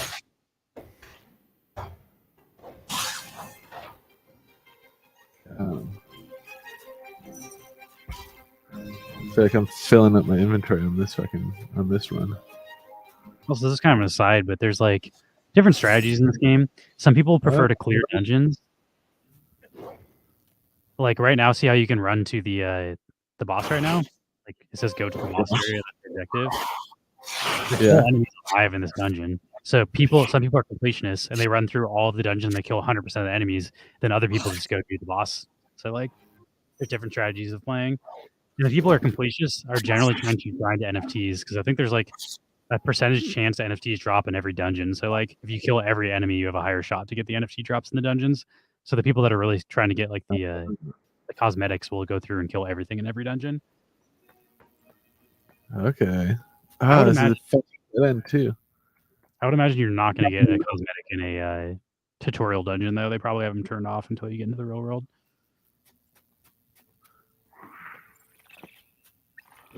This fucking guy. I'm actually gonna try and run to the guy then. Let's see. 500 yards. Hopefully there's a tree of life before the boss like there usually was. Oh yeah, looks like Should there's be. over here. If you also do your duck thing, you'll heal. Oh, that's a bunch. Yeah, I'll have to use the fucking tank move. Damn, that fucked them up so good. Yeah, that's good. Hey, this guy stabbed me. This game actually is pretty dope. Like, it's sort of like a mix. Like, it's not quite like World of Warcraft. Like, it's like a mix between World of Warcraft and Diablo, to be honest. Like, because the attacking is definitely like you use your primary attack more than you're using the spells, which is like not really how World of Warcraft works. World of Warcraft, like, you don't really just auto attack. Like, you're not spamming your attack button, you're spamming all your spells. Even on my mage guy, like when I left click, I shoot fireballs at people. So like my normal attack is a spell. My inventory is full. What should I ditch? This is the hard part. Like, you kind of just have to like play a bit. You can put on that belt. Actually, wait, you don't need that belt. What when something's worse than the belt? I usually dump whatever's white. Like shiny shit usually sells for more. So like that white meat, whatever the fuck that shit is. This thing? I was looking at that meat, whatever that like red Oh, shit. Yeah, Yeah. let's use that. I'll dump both of those. And you've played this a few times, so like when you hit that last boss, like you want room for like the last boss is going to drop good gear. So you should try to have like 2 or 3 slots available at least for the last boss. See if by the tree of life, maybe there'll be some kind of a vendor. There are vendors in dungeons occasionally, but it's RNG whether or not they show up. All right, let's see. Let's roll the dice. You also find rare trainers in dungeons. Like you'll run through a dungeon and it'll just be a random trainer that will like train you spells that doesn't exist in other dungeons. Oh. Let's see. I haven't seen the fucking tree of life yet. I'm also still like halfway away.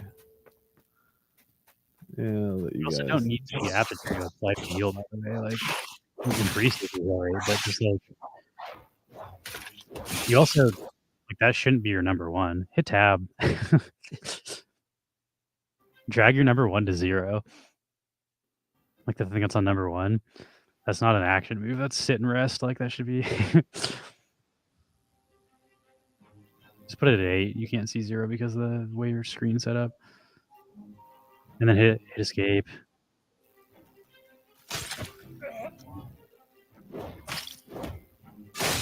I just press 8. What is this? Energy shrine.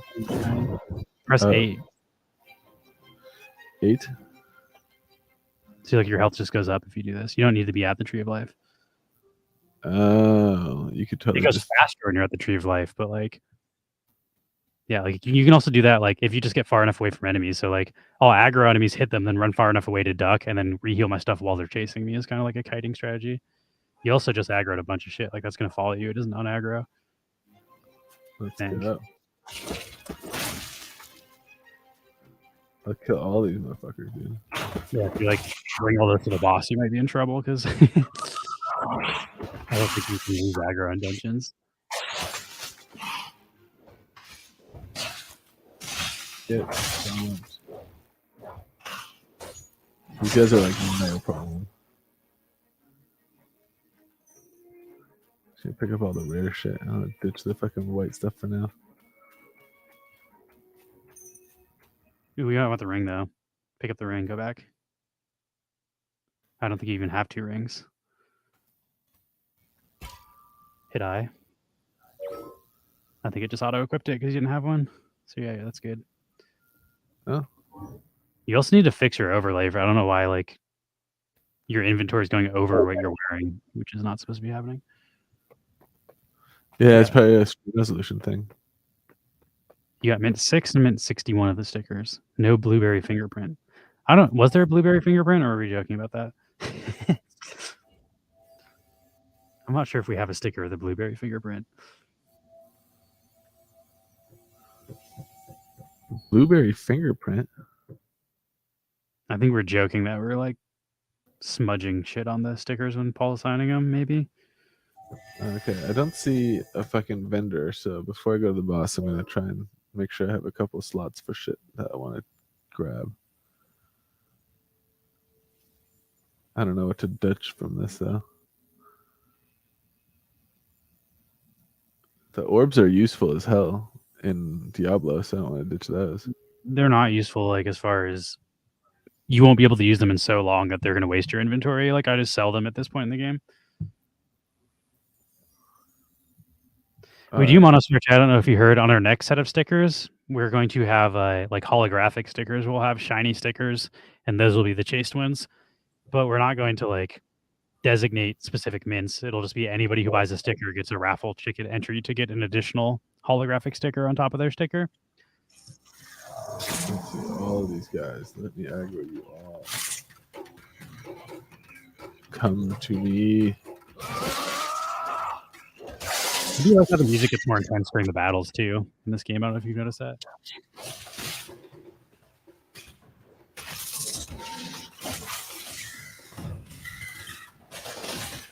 The death. I think our next batch of stickers should be here in the next week or two too. So y'all should look out for another Super Blend Friday.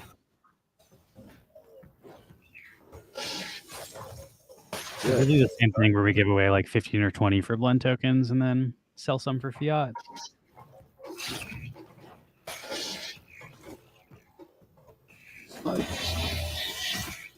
Oh, I feel like if you just grind into level 10, you definitely would get there pretty quick, like within a day of like playing this game, if you're playing the blend. It's not that hard. It just takes a few hours. It's also like, I wouldn't say it's not like some tutorials suck and aren't fun. You're just playing the game right now. Like this isn't like that different than what you're going to be doing after the tutorial. So it's like fun as far as tutorials go, just time consuming. And at this point, I just look to see if you can, like, amulet, you can wear that. I'd pick that up. Like go this one? back. No. Backwards and to the left. Up and to the right now. There. Onyx amulet. I don't think you have an amulet, so you'll probably automatically wear it, and it doesn't take up the space in your inventory. Let's see. Inventory's all the way full now. Okay, good enough. Then eventually, if you, like, you can start to kind of, like, memorize prices. Like, if you play Warcraft, like, a plate chest is going to sell more for than a cloth chest. So then you start, like, judging, like, which gray items you hold on to because certain sell better at vendors. But, like, it'll take you, like, a little while to get the game knowledge. Like, I don't even have the game knowledge for this game yet to know, like, which items to drop and which to hold. But, like, it definitely gets to the point where, like, you can only hold half the shit in the dungeon, so you have to learn, like, what sells for more so you know what to grab. I mean, you don't have to, but if you're OCD like me and you like maximizing, like, oh, the other thing is if you run too far, you're gonna like. This happened to me. I ran to those other dungeons. No vendors over there. Like, you want to sell your shit in a vendor before you run all the way over there. If you're near one. Yeah, I think you call. The vendor's this way, right? I'm not really familiar with the tutorial zone. Like, I got the fuck out of here once I could. But there are like 1 or 2 vendors in this region. I feel like over here by this tower. That feels like the kind of place where vendors hang out. You have 4 dungeons left now. Because you have to do these 4 dungeons, which you've done 1 of 4, and then there's a 5th dungeon that is like the wrap of the tutorial final dungeon, and that one is actually sick. Like, it's the coolest dungeon I've done in this game, to the point where I was like, I really hope they incorporate more stuff like this into the not tutorial, because it was very like, I mean, you'll see, but like the floor in front of you is invisible, and it drops on the ground as you walk, so you have to like guess if you're going the right way, and if you walk the wrong way, you'll fall off the level. And I don't know, it has like almost like a Rainbow Road vibe from Mario Kart. It's cool. I should sell all this stuff. If you're not using potions too, like, sell the potions. They just take up inventory. Health potions are usually the ones I keep just because, like, you know, oh shit, at the end of the day, if you run out of mana, you're not going to die. If you run out of health, you will die. So, yeah. And then I would also keep the town portals and then those other ones, because those are they're expensive. Like if you want to go buy those back from the store later, which you will need when you start playing outside, like you're going to waste way more money than you make selling them. I made that mistake on my first character. I sold all of my portals. I was like, oh, I'll just buy these back later and I have more inventory space.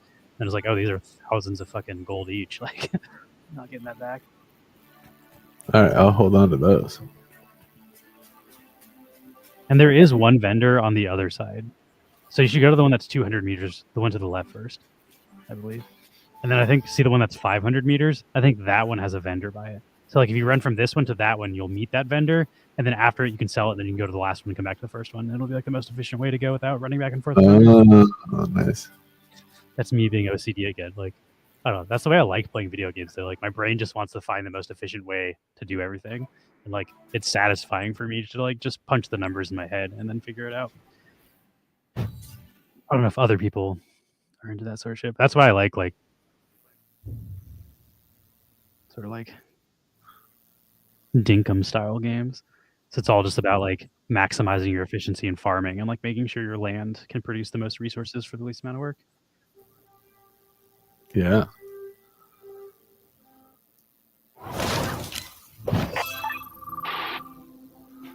All right, let's see what's the objective in this one. Gather. 6-Bit Glitch is going to get dinkum soon. I'm excited. He's the guy who makes Tourist Station, but he's obsessed with Stardew Valley. So I'm like, come to the dark side, join dinkum. Can't wait to play with someone that's like loves these style of games. I think Mark would also like dinkum, but Mark's too busy to be playing video games right now. So Mark and I had a pretty good farm going on Stardew Valley. Like he and I did a survey together and we were playing together. It was a lot of fun.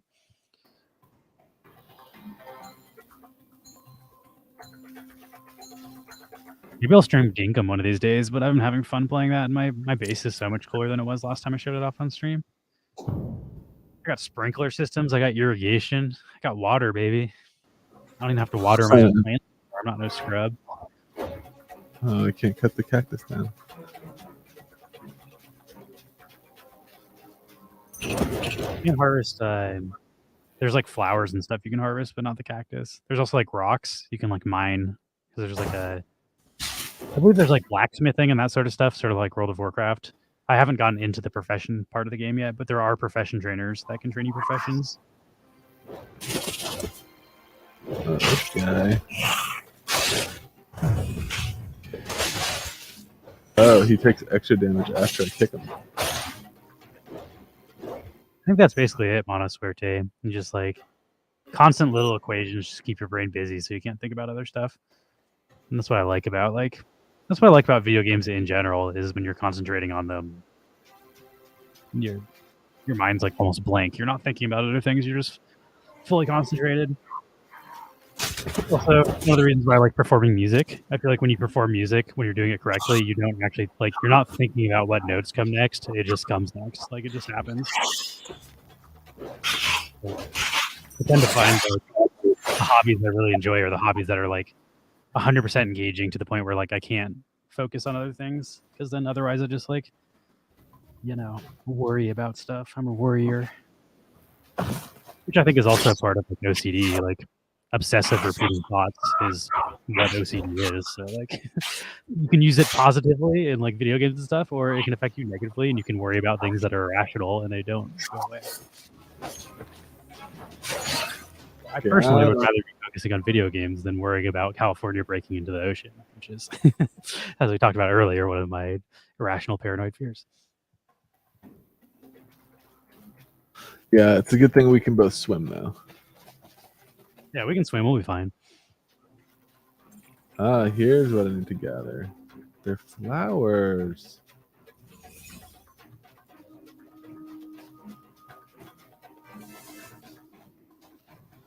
This is also one of the games like collecting flowers. This is like the RNG. Like last time you had to hunt down a certain amount of enemies. There's one where you have to disarm those bombs. This is basically teaching you all the different types of RNG. Because when you get out of this world, all of these different types can happen in the same dungeons. So like the dungeons are random, which one of these ones you get. So this is kind of like teaching you the different RNG roles right now. If you're being honest, like they're not that different. It's almost always just running around and killing people. Maybe you grab a flower instead of disarming a bomb, but you're just running somewhere and clicking E. So like it is cool that it's procedurally generated, but it's not like different enough to the point where it's like engaging. Yeah, right. So I do think they have the building blocks to make it more engaging, like because they can incorporate more RNG and stuff now that the system is built. So I think like that's basically this entire game. Like the bones are super solid, but they need more content for it to be like super fun and grindable.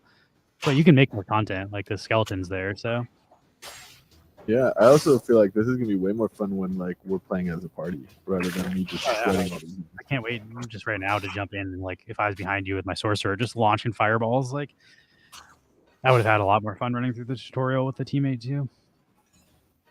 But next week we'll do a. If anybody can get the game by next week, next Friday, we'll do a team stream and we can have up to 6 players. So there'll be max 9, and then we can have 4 others if anyone wants to join us. And I can, if I give people accounts, you will get the account on Thursday. So you'll get it the day before we stream. So you could potentially beat through the tutorial by the time we make it to the stream. You might have to turn around and kill those guys. Angry enemies. Okay. What's up, angry guys? Yeah. Oh.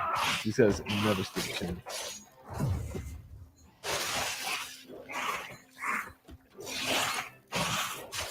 Fucking rain, man, all day. Damn, I did take some damage this dungeon. So now if you want, you can do your duck before you fight the boss. Oh yeah, here we go. 8. I think there's gonna be a place. I'm gonna go to half health and then run. Yeah, like I say, you can just run towards the target, and if you see it in between there and then you can. I don't see the target on your map though. Wait, turn around, turn around. Do you see it? Like it says, eliminate marked targets. I don't even see it on your screen though. Like it should have a yellow diamond when you're looking at it. No, I don't. But this was blocked a second ago, and now it's not. So I'm gonna go this way. Yeah. There's also a chance this glitched, which I will say, I like this game, but I've been glitched out of multiple. No, make your head. He just showed up. But there've been multiple dungeons where like you get into the zone and then the boss just isn't in the zone, and then you just have to quit the dungeon and you wasted all the time grinding to the boss. But it's also early access. Like I assume they'll fix some of that stuff. The other thing I'll say to people is I think there's going to be one more server reset, and when they reset the server, all of your in-game stats and all of your characters get deleted. So like, don't put a crazy amount of time into your characters right now if you're worried about having to play back, because you'll have to replay everything you're playing when the game is launched officially. But the game is also fun, so like I don't mind. Like I've played through the like level 1 through 10 3 times now, and I'll do it another 3 or 4 times. Like I don't have an issue playing through. It's fun. And you can change your class.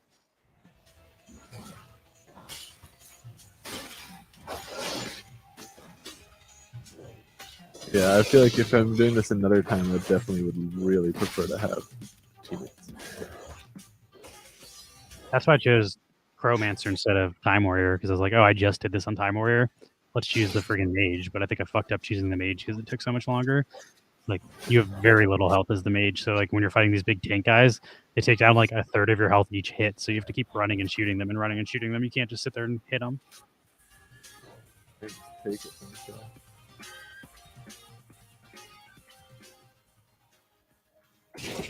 Weak drone bug. Weird. I wonder where the second guy is.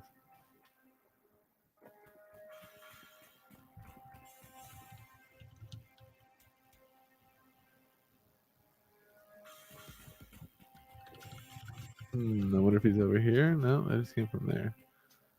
Let's go this way.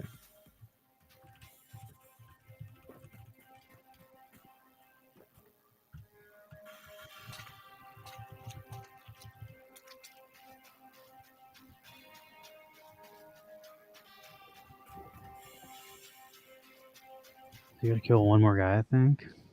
Yeah. Oh, there we go. Here he is. Here's a guy. And he just had like a freaking Jurassic Park roar.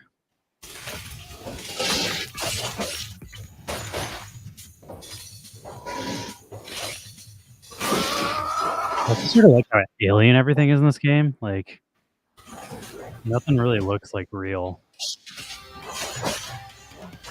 Yeah. Ah, God.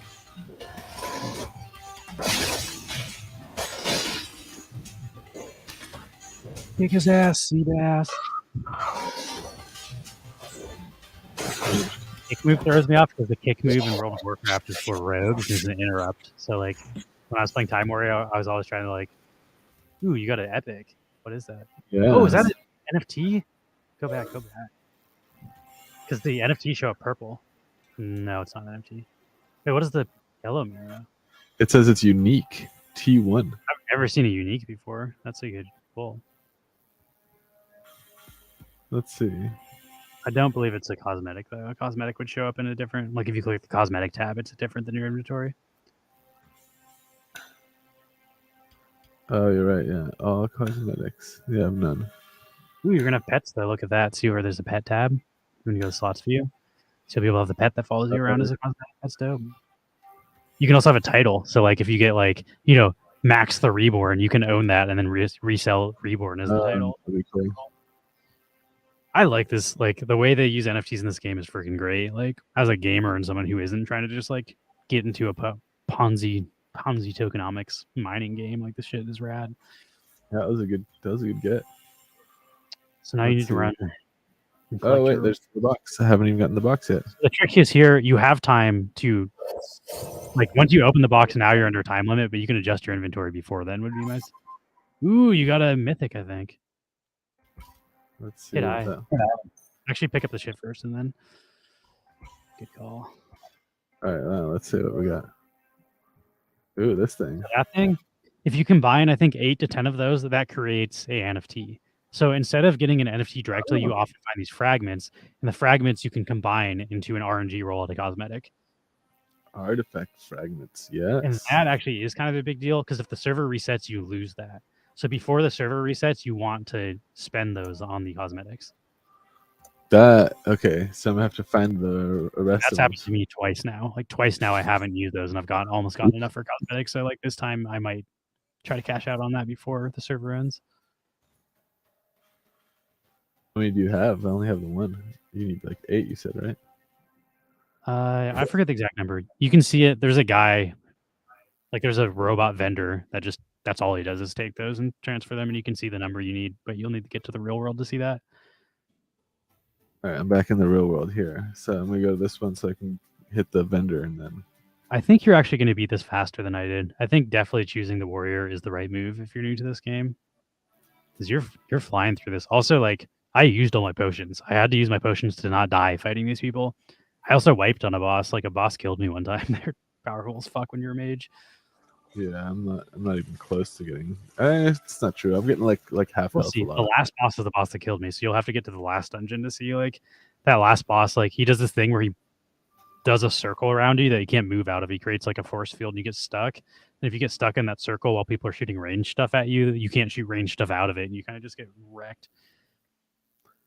I see.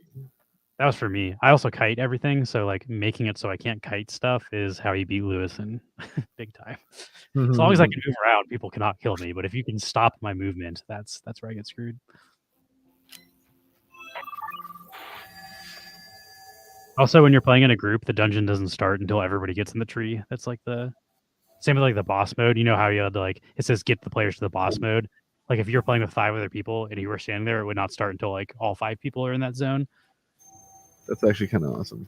Let's see what am I doing. 1 out of 10 eliminations. Eliminate mobs. Okay, that sounds like something I can do.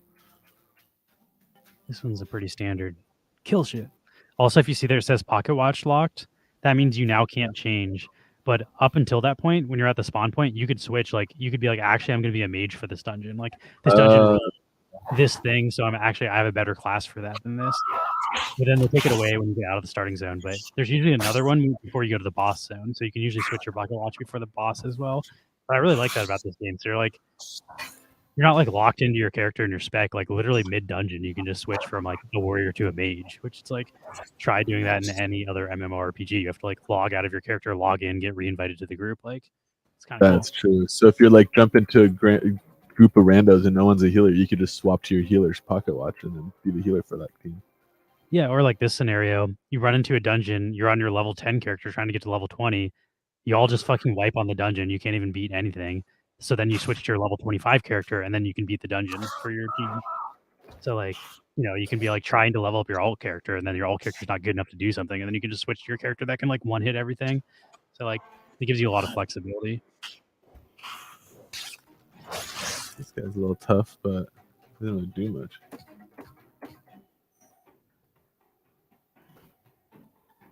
Inventory full. Fuck, I forgot to sell shit. I guess I didn't see another vendor actually. Whatever. What about that amulet? Is it better than what you're wearing? And same with the let's helmet. try all this. Amulet. Yes. It's the blue thing on the bottom. Here it is. Not that one. Left twice or 3. That No, worse. you're wearing.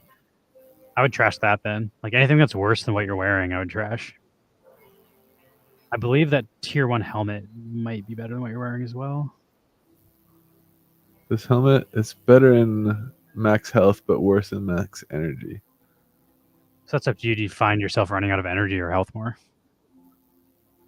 Oh, actually, this one's it's worse in health and better in energy. I actually prefer more health, so I'm going to leave that one alone. Let's just clear some of that shit, and then we got a couple spots. And then at this point, I would just not pick everything up. Except I would check that ring. That ring could be better than what you were. Where's that ring you just dropped? No, you didn't drop it. You deleted it. So that ring on the ground is new. I would go back and see this too. I'll check it out after I take this one. That's what Matt says. Let's call him Sponge Rob because he always goes health. Now, if you play this game and you want to play Time Warrior and Spec Tank, I'll go healer, and then Max can go DPS, and we can have a fucking trio. My main character right now is a mage, though, so I will be most effective as a class cannon DPS. Left alt. Let's see. What's this do? Oh, it is better. Oh, wait, no. Equipped? Yeah, no, it's better than the one I have equipped, so... 900 DPI. Yep. 1200 DPI. Right. There we go. 700 DPI. Oh, I already killed all the mobs. Okay, that was easy. That's 10 mobs. That was a fast-ass dungeon. That's the other thing. Because it's RNG, I think you can like get lucky and get easier dungeons. I might have just had bad rolls on my tutorial. I'm running through these mobs. I just aggroed like 3 mobs on the way here. Ow, you little bitch. I can't find just a clip of the DPI. 4 angry enemies.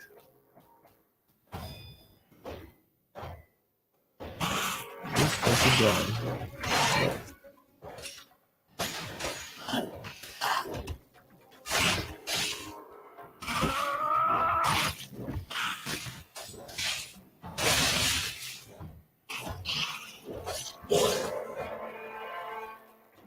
400 DPI. There we go. You guys hilarious about it. Oh man, good thing I don't take fall damage. Damn, I'm just eating weeknight. Hungry hippos at my base.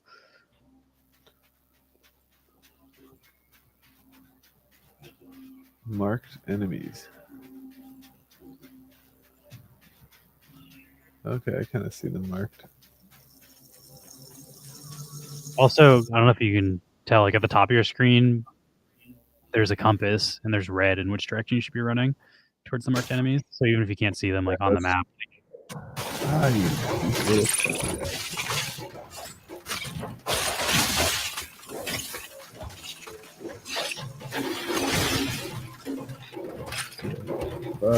he dodged. This guy just evading everything. Oh shit, dude, he's like poisoning me. Get out of here. Use your potion, press 4. I see that, eh? Hold on, I'm gonna say bye, Paul. He's about to leave. 1 second. Uh-oh.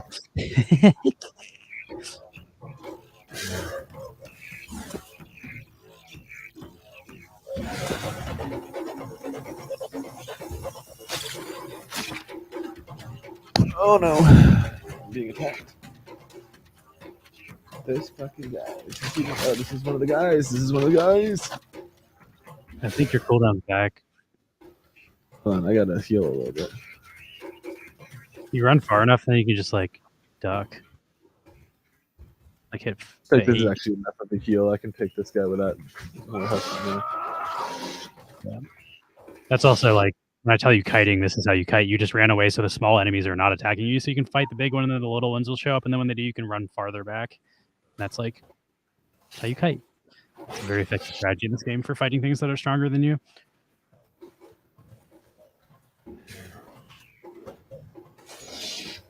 Yeah, it's kind of tough.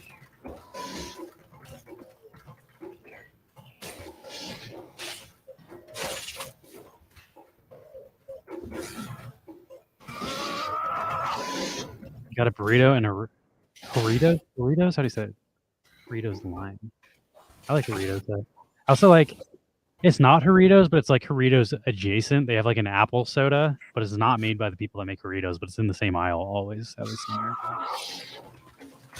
That used to be my jam.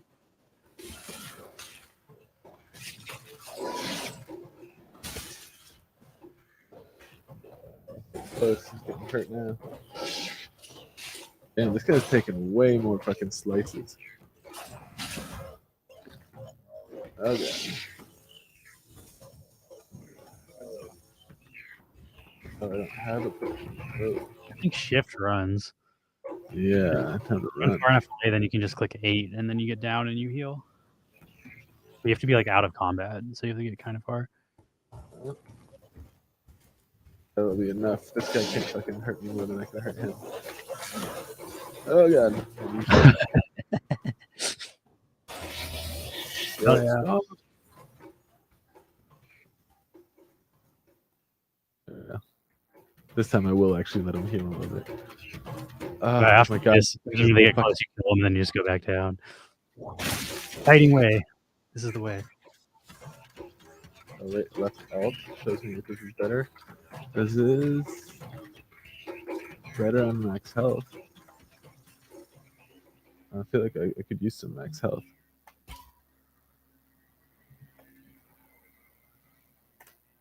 Do I keep healing while I'm in my inventory or no? If does what? Do I keep healing while I'm in the inventory like this? Yeah. Dope. Okay, cool. There, I swapped up my ring for the one that has better max health. I also do that a lot, where like while you're healing, that's a good time to go delete your trash and stuff out of your inventory. Yeah.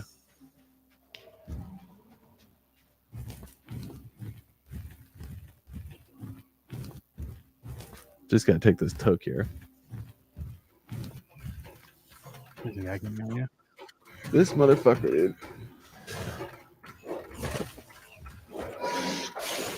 Oh, it's one of these fucking poison guys too. That guy's going down a lot faster. Oh, I would get out of a circle. You don't want to be there. Yeah, The poison guys are also no good. Like they'll blow up with poison and poison you. They take so fucking much to like hit around too.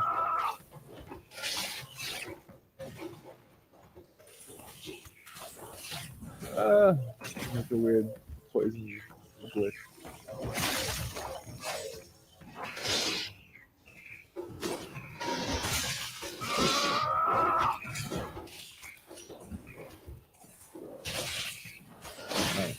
My confidence on beating the final boss without dying is starting to wane. You might need some more health Oh, tokens. you know what it probably is? I haven't fucking spent any of my points. I could probably. That's exactly what it is. Your character's not getting your character doesn't get better unless you upgrade your points. Same with like the gear. Like everything's restricted to your stats, not your level. So if you level up, you don't actually get better until you put the stats in your shit. Ooh, this ring's better in both accounts. Let's take it.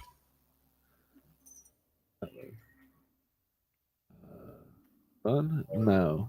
Let me come around here and. Also, a trick of mine is I delete whatever I replace. So like, if you have shit gear that you're replacing with better gear, like that's usually worth less than what you're picking up off the ground. So like, you have a trash glove and you replace it with a good glove to like delete that, the old one. Myself a little bit more health. I feel like this barbarian shout. Let's give that a couple points. I would. No, don't do that. I was gonna say I would just put in strength and vitality for your player stats. That's also going to affect you more than I guess those skills kind of matter, but like strength is going to Yeah, be every they're time you separate punch points. someone. Like I can't spend them on the rest. Like I can only spend them on these type Oh of yeah, skills. those are different points. You have 0 stat points. You have skill points. I The thought you had passive. stat points. Those Yeah, you can, I spent these on health and strength. so that should be good. Yeah, so I did just up those. Let's go You back. can also like further that shout if you just want to put it all into the shout and then make the shout stronger. I used the shout a good amount. That's pretty good. I feel like the kick isn't that good to be honest, but Yeah, I wouldn't upgrade the kick. The kick's fucking weak. It doesn't even do like splash damage. It only hits one guy when I'm fighting a mob. ooh, epic boss rewards. It's good. Let's see. Unfortunately, your epic was a fucking potion. Oh yeah, there's an epic potion. I guess I gotta ditch one of my like shitty rings or something. Here, I'll ditch these fucking rings. Yes, ditch them. You should be able to find a.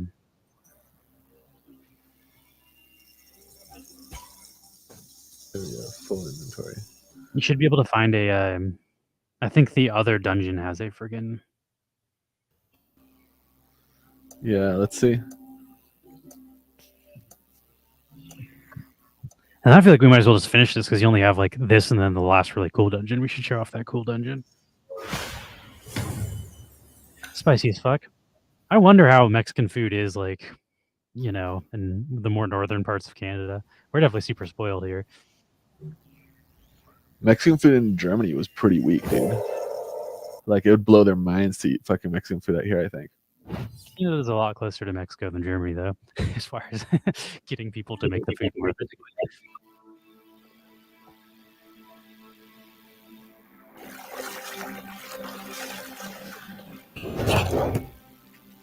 Those guys For a are second, I thought he was a vendor. And I feel bad. He like shouldn't have killed him.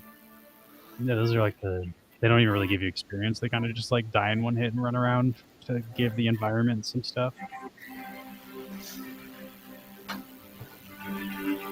Mucho burrito.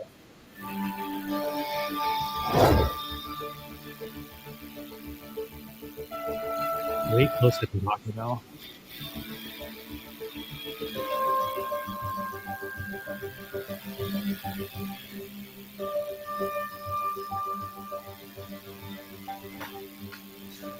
There, I just screw my little vape battery in. Okay, let's try this. So I don't think there's a vendor around here. I'm just gonna try and run to the next dungeon. Hopefully, there's one there. There is a vendor next to one of the dungeons, so if you haven't done that dungeon yet, should just be like right there. Unless that changes, I don't know if the tutorial is the same for everybody, but I think it is. So I think so far you've done all the same dungeons as me. You're also gonna want to take a hard left at some point.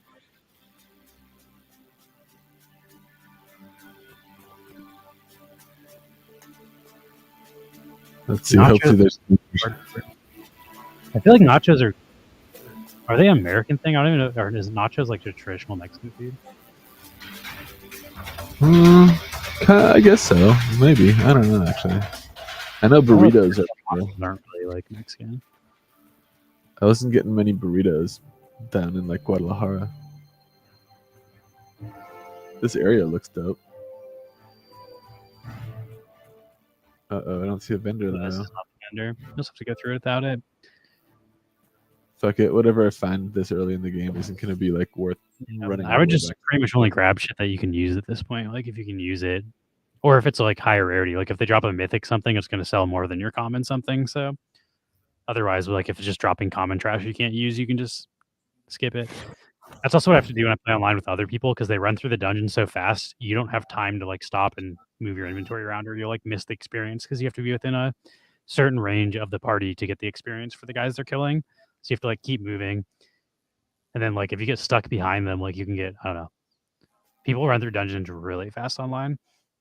Especially when like they're level 30 and you're level 10 and they're running you through the dungeon. You kind of just have to like follow them. And you just don't grab most of the stuff. You only grab like stuff for your class that you can use in like epic and higher rarity. That's the rule I made for myself. I was like, I'll grab epics and mythics. Anything lower than an epic, I don't grab when I'm getting run through dungeons because it just like fills up my inventory and then like takes too much time. And then also in between dungeons, those guys often do not run back to town. Like they just hop out of the dungeon and hop right into the next dungeon. So you don't have time to sell stuff. So like, yeah, it's like if anything, it's under a mythic or an epic. It's like, oh, I'm just gonna end up having to drop this later when more mythics drop. So like, I'll only grab the super rare shit when I'm playing with other people. When I'm playing solo, I have more time to like shuffle my inventory and I'll try to like grab what I think is worth the most. Yeah, I'm just grabbing like the blue stuff right now. They're Interactive fresh. nearby You can also objects. stack. So like if you have any of those orbs, you can get like 2 or 3 of them on top of each other. So that's another strategy is if like you can get 5 of something, it's gonna be worth more than 1 of something else. So like it's worth holding it in your inventory if you have like a stack of orbs or something. Oh, I see. That's all like Let's go. What level am I right now?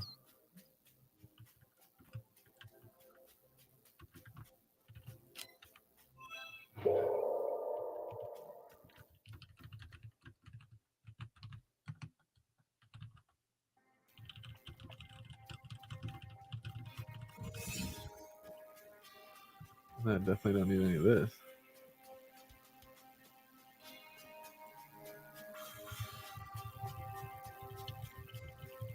Oh, here's somebody.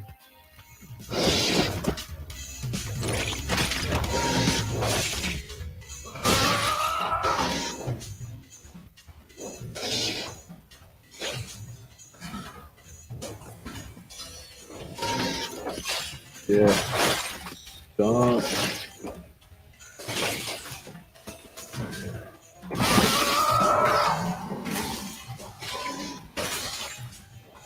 Yeah, spending those skill points is definitely. Space fam or 3-pack fam. I just called you space fam. 3-pack, is that like are you one more than Tupac? But we're enjoying big time. I'm digging it. Yeah, I'm almost to the tutorial right here. We're playing through the tutorial right now. I'm talking off screen. I'm Lewis. Max is the person on screen. But Yeah, I already made it through the tutorial, so I've kind of already passed through all this, and I enjoy it. But Max is playing through the tutorial, so next week we're going to stream together and play dungeons together. But Max has got to get through this starter zone before we can party up. But yeah, I like it. Like I'm a fan of MMORPGs. I was playing World of Warcraft like a year or 2 ago, and just stopped playing it because like I sort of got into NFTs and NFT gaming.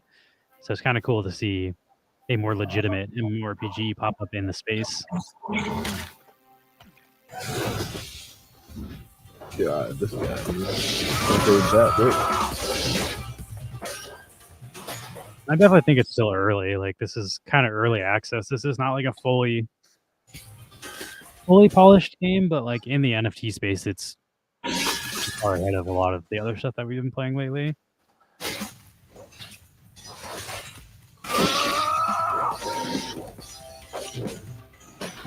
We were approached by one of the big time ambassadors because we stream other NFT gaming content, and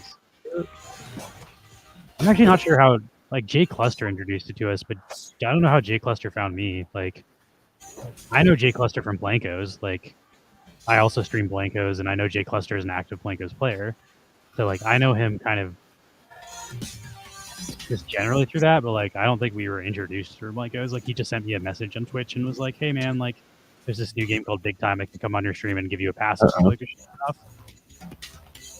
And then we did that, and then he actually hit me to Matt, the guild guy for Big Time, and now I'm a Big Time ambassador, so I can give people Ruby passes, and so we're showing it up on screen. We're trying to get some people in our community Ruby passes, and then together we're going to come in and get some homies from the Neon Space community to play with us. We already have like 2 or 3 people that get passes, so I'm just waiting for them to play through the tutorial so we can all play together. Yeah, J Cluster's a great guy. He's been super helpful and nice. All right, let's see what kind of shit is in the epic. Fragment. Let's go. Look at this thing. Jolly, you should have a Ruby Pass. If you check your email, Toon got his Ruby Pass last night, so you should have gotten yours too. But what's up? That ring is trash compared to what I Oh, have. you're already level 13, Jolly? What the fuck? Jolly's sweaty. Hell yeah, dude. We should play together. You should tell me. Yeah, dude. It's fucking almost done, dude. Let's do it. Party Max up. is also almost done with this tutorial. We could all three play together after this. Let's fucking go. And yeah, Uga, I think you need a decent computer to run this game. That's, I guess, one of the downsides. And that's sort of true for most MMORPGs, to be honest, though. Like, even World of Warcraft, which has bad graphics, like, the amount of players and instances and shit you have to load is just like big open world MMORPG games are really hard on your computer and your internet and stuff. So like, because you have to load not only what you're doing, but then what like 30 other players on the map within your view range is doing. So it just like it takes a lot to process these games. All right, I think this is near the end of the tutorial. But I hopefully eventually you can get a PC that can play this because I do think it's fun and it's worth playing, and we'd love to have you join us in our game.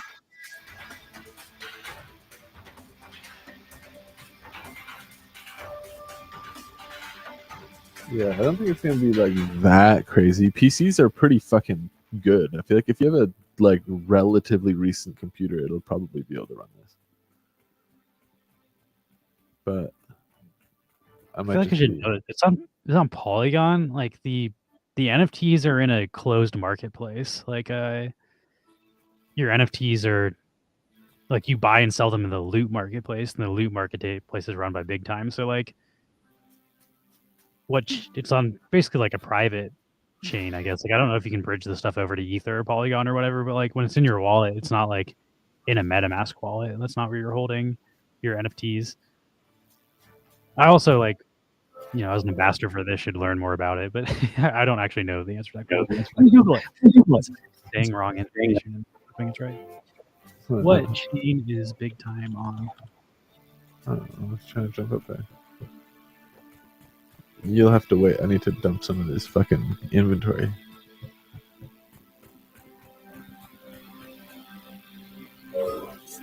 What blockchain is Big Time? Oh, trash. It's on Ethereum, it says. That's also based on a website that isn't Big Time.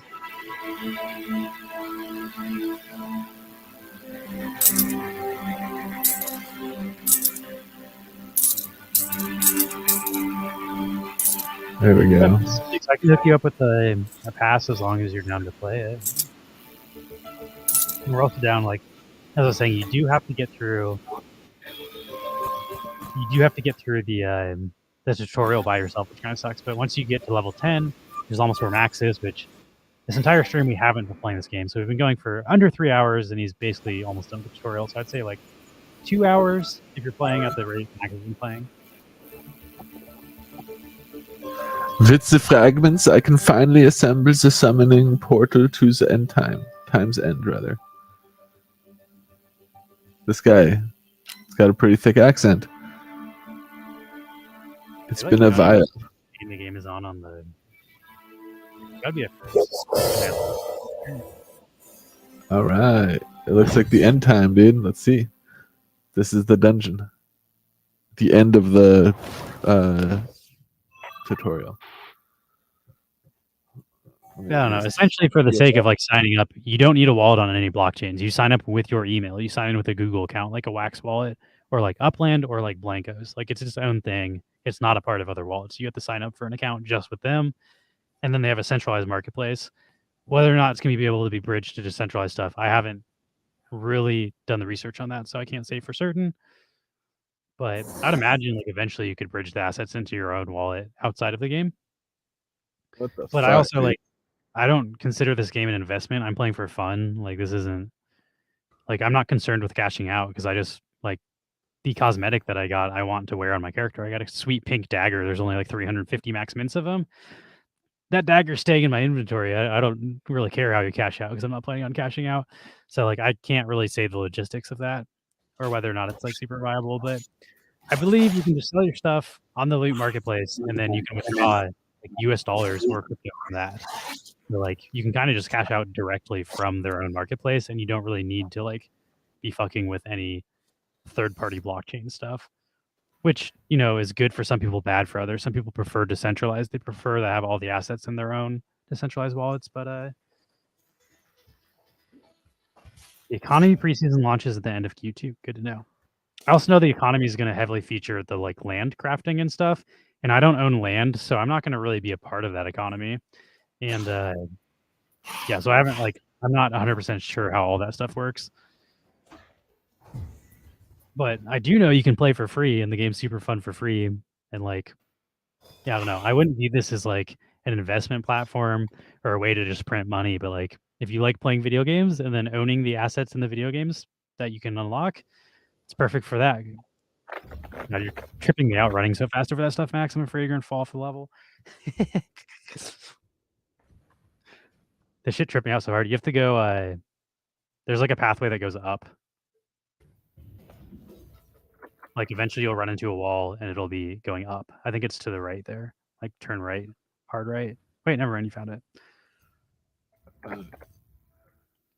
Yeah, I think Jay Cluster told me there will be one more relaunch or one more reset. So like, don't invest all of your time leveling up like a tier 4 pocket watch. Like, I mean, maybe do it if you just want to play, but just know that that time you're investing is going to get reset. So like, I kind of use this time as a way to like try the different classes, sort of figure out the play styles, understand which specs I like throughout the classes. But I'm usually stopping around level 20 or 30. Like, I'm not getting sweaty and like getting to level 40 or 50, unlocking a pocket watch, and then getting that pocket watch to level 40 or 50. I will do that when the game launches officially, but I'm sort of using this as like a learning phase for the game. So then when the game does launch, I'll know the strategy to level my character up better, and I'll know like which spells I need, because that's all kind of like a learning experience. Like, you can obviously just look it up online or ask other people, but I sort of like figuring out which spec works for my play style and like the way I like to play the game. And usually I have to make a couple bad specs first. This part you have to look out. You can fall off. Max just gives no fucks. You're supposed to wait until it comes back so you can see where you're running. I died. Oh, you can't. That's the first time I died. Fuck. Oh, wait. Here we go. Ain't nothing but a thing. You just got to fucking crouch for a second. Bounce right back. I do think the cosmetic economy is interesting. I just don't know like how viable it is as far as like what do you have to pay for a land versus what can you sell cosmetics for. And there's also like the other thing I don't totally get is like I can't see sale history on the marketplace. So I can't tell if the items are selling for what people are listing them for. So like it's hard for me to understand like the aftermarket for the project right now because I just don't know how to track the data.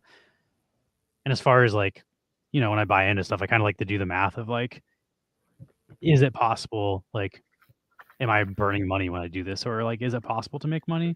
Which again, I wouldn't buy into the stuff to make money. Please do not do that. But it is nice to have that information available when you're making those decisions. Yeah, and I agree. I also think that information will be available. This is just so new. Like that marketplace has been around for I think under a year now. Like the Blankos marketplace YouTube video, like or not the Blankos, sorry, the big time marketplace, like that was a YouTube video that launched not that long ago, like announcing it. So like this is all still pretty new. Ah, there it is. You kind of just got to park there. Damn, you're way more bold than I am. I was going so slow in this. You scare me. Yeah, I thought this was super cool. Like, have you ever seen something like this in like an MMORPG before? Like, this is not in any of the other dungeons you play when you're playing the game normally. So like, I thought this was super cool. It brings like platformer elements to the. It's like a Mario level. Yeah, that's what I'm saying. It's like a platformer thing, and like, I really hope they incorporate more stuff like this into the other dungeons because like, I had a blast doing this when this was introduced. Like, even though I had to replay through the tutorial, like this was a great ending. Like, it felt really satisfying. I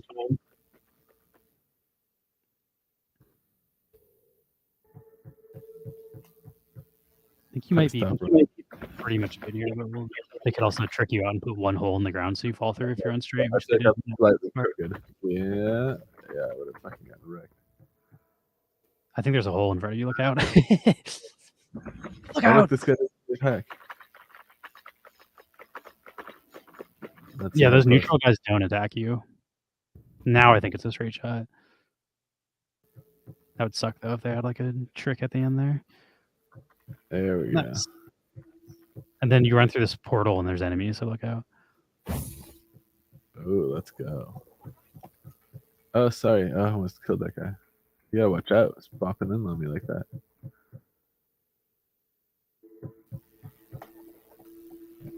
Yeah, the thing I like the most about Big Time is you do not need to participate in the landowning economy to play this game and get NFTs. Like, I don't know if you're in your 3-pack when I was saying it earlier, but like I only have a Ruby pass. I haven't paid for anything, and not even like a shard. Like I just had a straight up cosmetic drop during before the last reset. So I have like a 1 of 350 epic dagger, and like I didn't pay anything for it. Like you can just play for free and grind that stuff out. So like I definitely think like my recommendation to people is like play for free, grind it out, figure out how the economy works, and then like if you want to buy stuff, adjust based on like your experience playing and like see what you need, see what you want, see what you think is worth it instead of like diving in before you even play the game and just like spending hundreds of dollars on stuff on the aftermarket. Because you can play for free and you don't really need that stuff. It's just cosmetic. Like go ahead and see like what you like, especially because like if you buy a dagger cosmetic and then you play a character that doesn't use a dagger, like that's not gonna be very effective. So like go figure out what class you like. And if you like a wizard, then like you're gonna want a different cosmetic for that wizard than the cosmetic that works for the warriors. So even if you are planning on participating in buying on the aftermarket and stuff, like I definitely like to try before you buy. Just get in there, see what you like. Yeah. And the other thing I've been telling people is the crafting economy isn't live yet. So like if you're buying in right now, you're buying before the supply exists. The demand, we don't know if that will go up, but we do know the supply will go up. So there will be many more NFTs being crafted by people playing the game, which means the supply of the cosmetics go up. And you know value is based on supply and demand. So if the demand does not go up and the supply does go up, the value should go down. So I do think it's risky to be buying the assets right now. It's a speculative value. It could go up, could go down, but like you're basically gambling at this point, which is fine if you like gambling. Just like be aware that like understand how the distribution for these assets work before you ape into them. Yeah. I'm also like I'm fine with gambling too. I gamble on projects on Wax too. It's just like Here she because we're is. ambassadors, we're promoting it. Very clear about what's happening and like this isn't like you're guaranteed to make money if you buy into it. So don't do that. If like the only reason you're buying in is to make money, don't. If you want to play the game, if you want to own skins, that's why you should buy into it. I can guarantee you if you if you buy land and craft skins, you will own skins. I can't guarantee that you will make money crafting and selling those skins. So like that is a gamble. But like what is not a gamble is if you want the cosmetics, that's how you get the cosmetics. So like it just depends on what you want. But there are a lot of people in the space who only buy into things to make money and then get disappointed when the money goes down. So it's like, Yes. maybe don't buy into it just for the. I'm actually not super up to speed on the token, if I'm being honest. I'll have to do some research. I also like a lot of for me, like a lot of these games I can read all the stuff, but I really just have to like get into it and start doing it like hands-on to actually learn how it works. Like I generally buy small stakes in games, screw it up, and then learn what I screwed up, and then buy a larger stake and fix it. But like, I don't know. It's hard for me to like hypothetically figure out how stuff works. Like I like to be able to go through the menus and actually be able to click this stuff, and like it clicks a lot better for me. So I'll probably be more like have more of a strong opinion on it after the token economy update launches and it's actually live, and I'm able to like poke around with it and see what's happening. I fucking wasted that boss, dude. Yeah, that boss killed me, so you did better than me. You should also be teleporting to like out of the zone now. You'll go to the I'm just waiting for the mission complete thing, I think. Now the portal is there. Yeah, I need the research how that how the token economy works and how the crafting economy works a little more, especially because we are representing the game. So when people have questions about that, we should know how it works. But Yeah. I've honestly played this game as a gamer. I'm like not really into the crypto side of stuff. I'm just like I like playing this game. Like I haven't really researched how the economy works. I haven't really researched how like the blockchain stuff works. It's like I just enjoy playing this, which is like to me a good sign that I don't have to know how any of the blockchain stuff works to enjoy playing this as a gamer. So that's the only way these games are going to become mainstream in the first place. Like if you have to understand how a convoluted token economy works to enjoy the game, you're alienating most of the players before they can even play it. So like to me, the great part about this game is that like you can play it for free almost entirely separate than like the NFT stuff. But then the NFT stuff is what makes your stuff look cool, like all the cosmetics. So like once you get involved in the game and you've played it a bunch, you're gonna be like, I don't want I don't want my armor to look crappy when I have a tier 5 mythic armor. So like if you've invested that much time into the game, then you're gonna learn how the NFT stuff works because you no longer want to look like a scrub. But like you got to get people in with the gameplay and make it fun and have a gameplay loop that people want to grind in order for the cosmetics to even have any value, in my opinion. So they did it right instead of like trying to launch a bunch of like cosmetics that are valuable. Like they built a fun game first. I don't know. I think Big Time's doing it right. But yeah, I don't know as an investment if I can really say anything about it as far as like I don't know. I don't know if people are going to make a ton of money playing this game or not, but I'm going to enjoy playing it whether I make money or not. Oh, weapons have slots too. You don't Okay, really need sure. to talk to most of these guys, by the way. You can just run past all this stuff. Where's the weapon slots? He says I can add stuff to my weapons. You know what? I probably don't have any weapons that have slots yet.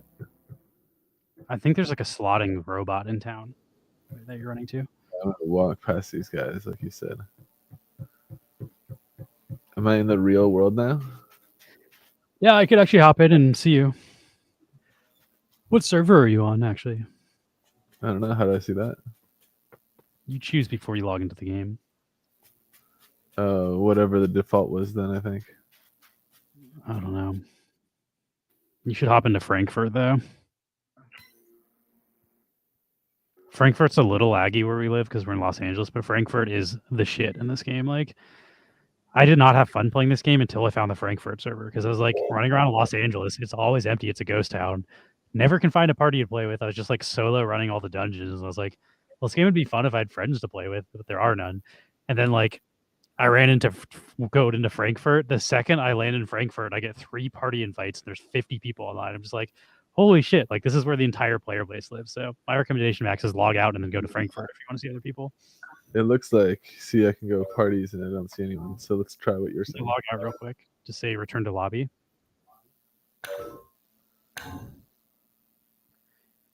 And then see you're in Los Angeles for the gateway.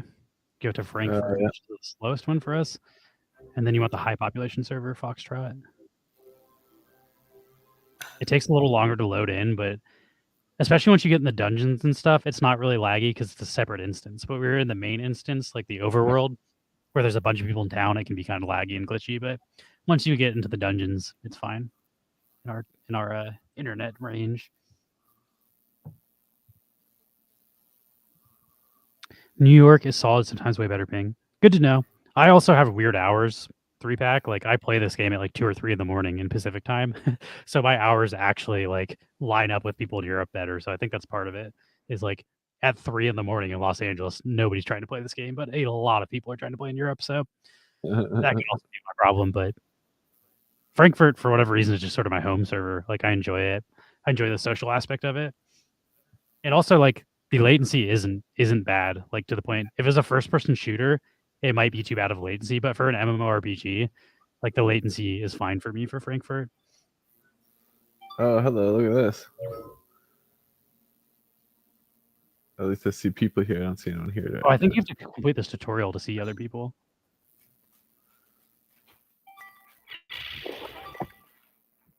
Uh-oh. Something's glitched. It says complete an adventure from the forest portal. I don't know, just run to that fucking yellow thing. But I think you have to talk to someone and then it gives you the ability to join parties. But you can just see in the chat and stuff, like this server's way more active. It did say like unlock parties unlocked. Push P to join parties. There we go. All right, there it is. So yeah, and then those people are all looking for group, so you can find people that are similar levels to you. Like that guy who's 6 and 9, you can just hit plus, and then the part I like about this game is like looking for group is kind of hard to do, and like back in the early days of like World of Warcraft and shit, because you had to find people looking to do a specific dungeon. So you'd be like looking for Wailing Caverns. That's not really how this game works. Like people do whatever dungeon. There is no specific loot dropping in a specific dungeon. So you're not like trying to grind for your axe that only drops in one dungeon. You can just grind all the dungeons. So generally people just like invite, you don't even really need to speak to them. When you're in a group with 5 people, a portal just exists. You go through the portal, then you all run in, and it's just kind of unspoken. That's just how it works. So even if I'm playing with people that don't speak English in the Frankfurt server, it's not hard to like get a party and join and play with people, which has been like, I don't know. Sometimes like the social aspect of these games is annoying. Like it's hard to get a group. You spend 45 minutes trying to get a group to do a dungeon. Somebody leaves, then you can't do the dungeon. In my experience, that's not how this has worked at all. It's been like you log in, somebody sends you an invite, they send you a portal, you run to do the dungeon. You'll do like 3 or 4 dungeons, and then the group will get tired and break up, and then you just rinse and repeat with more people. I don't know if you should go in there. You're supposed to be in a group. Okay. So should I try grouping up with someone? What level is it to? It says what level it is. I honestly think your game is a little glitched right now. It says level 2 to 13. Yeah, that might kill you. Because if it ends up being level 13, you're level 8, and you're supposed to have 6 people. One level 8 guy is not going to kill. Okay. I think you're glitched because if you hit escape, see where it says times end, complete an adventure from the forest portal. That was what you just did in the tutorial. So it's like it thinks you're still in the tutorial somehow. Maybe you should have fixed the tutorial shit before changing servers. Whoops.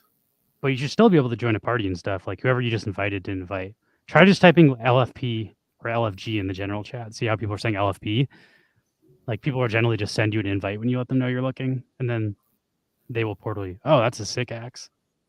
Damn, dude, what the fuck? Oh, wait, it says you have to do 1 dungeon to complete the tutorial. So I'll just party with some people. Let's see. Oh, that guy invited you. Go to Abu Salah. Hit accept. Oh, right here? Yep. So now you're in his party, and he might run this dungeon with you. Okay, that's easy. Like this game is so easy to find parties. People just want to play with you, and it's not like this guy's like, "Fuck this noob, I'm level 35, I won't play with him." Like in my experience, the more skilled players super like want to teach the new players how to play. Like it's a very encouraging community. It's not like, "Fuck this guy is ruining my party, I'm gonna kick him." Like I don't know. Like that happens in a lot of sweaty MMORPGs I've played. So it's like I don't know. The community is more friendly than hardcore games because it's been around for like such a short time. So it's a good player experience as far as finding homies. Also, Jolly should be like in your server right now. You should be able to invite him or like be friends with them. Oh, so he could help us out, huh? You're basically just gonna want to follow this guy. He's gonna 1-hit everything. You want to stay close enough that you get experience, but he's gonna move a lot faster than you. So like, that's also why I was saying like you can't really like fuck around with your inventory when you're getting run through these dungeons because they literally run faster than you. So you have to like just keep chasing them, keep getting the experience.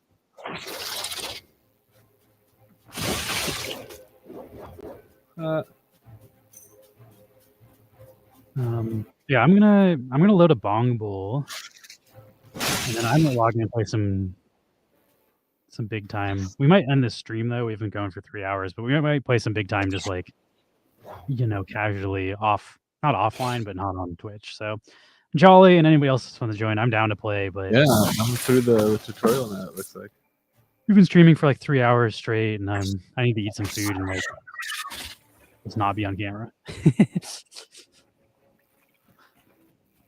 5:30.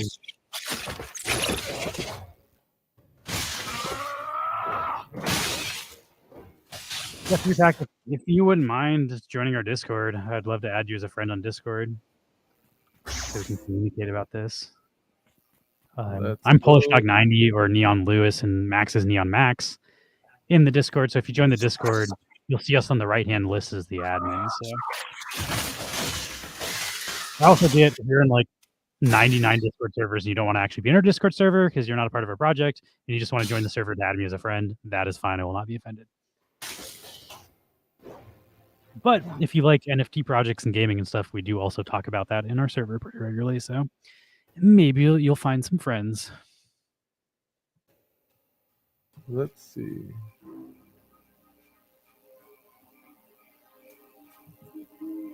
Oh, we gotta kill this guy. I think we passed this guy, fool. Thank you for joining. 3-pack. Am I saying that right too? Is it literally just like 2-pack, but 3-pack? 3-pack, 3-pack?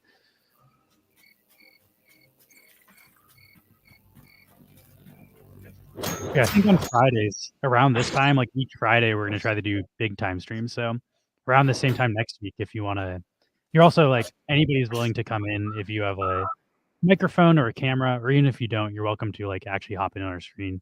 I'm not on screen right now, but I also could be. Like we can have Max playing the game, and then we can have everybody else that's in the party on the side here with the camera and stuff. So if you have any interest, like feel free to join us, but also no pressure if you don't like being on camera or voice chat. Like we're fine either way. But I know like Jake Lester is going to come and join us one Friday, and we also usually like promote his channel. If you're a streamer and stuff, we can shout you out and have people follow you. So if that's something you're interested in, just let me know. Oh my god, dude, this thing is gonna take forever to destroy. It's also fun just squatting up and playing games. Like we've been doing some Web 2 games with Web 3 gamers, like Sons of the Forest. Our friend Super Dope like got us into it, and I don't know, just take me back to my nerd days. Like it's been a long time until you like just get a party of friends together, like 5 people that live in different countries, and you all meet at the same time and play some game together. It's like, fuck yeah, man. This is like, it reminds me of like LAN parties back in the day when like my brother and I would bring my dad's extra computers. We'd bring them to our neighbor's house and play Red Alert. And like, I don't know, just bring me back to those days where it's like you're all gathering, taking times out of your schedule to get together and just play a game together. And it's something really fun about that. Damn, dude, this guy already destroyed 2 of them while I'm just standing here trying to destroy this one. I'll give Miss 369 fam a follow right now, and maybe we'll raid into her after our stream. I'm not like super big into the big time community yet. I'm sort of new to the game, so I know Jake Cluster, but we don't have a ton of other big time friends yet. Let's see, Miss 369 fam.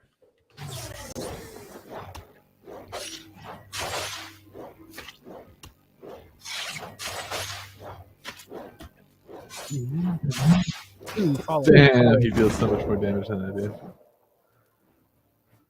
Oh damn, Miss 369 has some sweet looking cosmetics. She's got like an Iron Man looking outfit. That's super cool.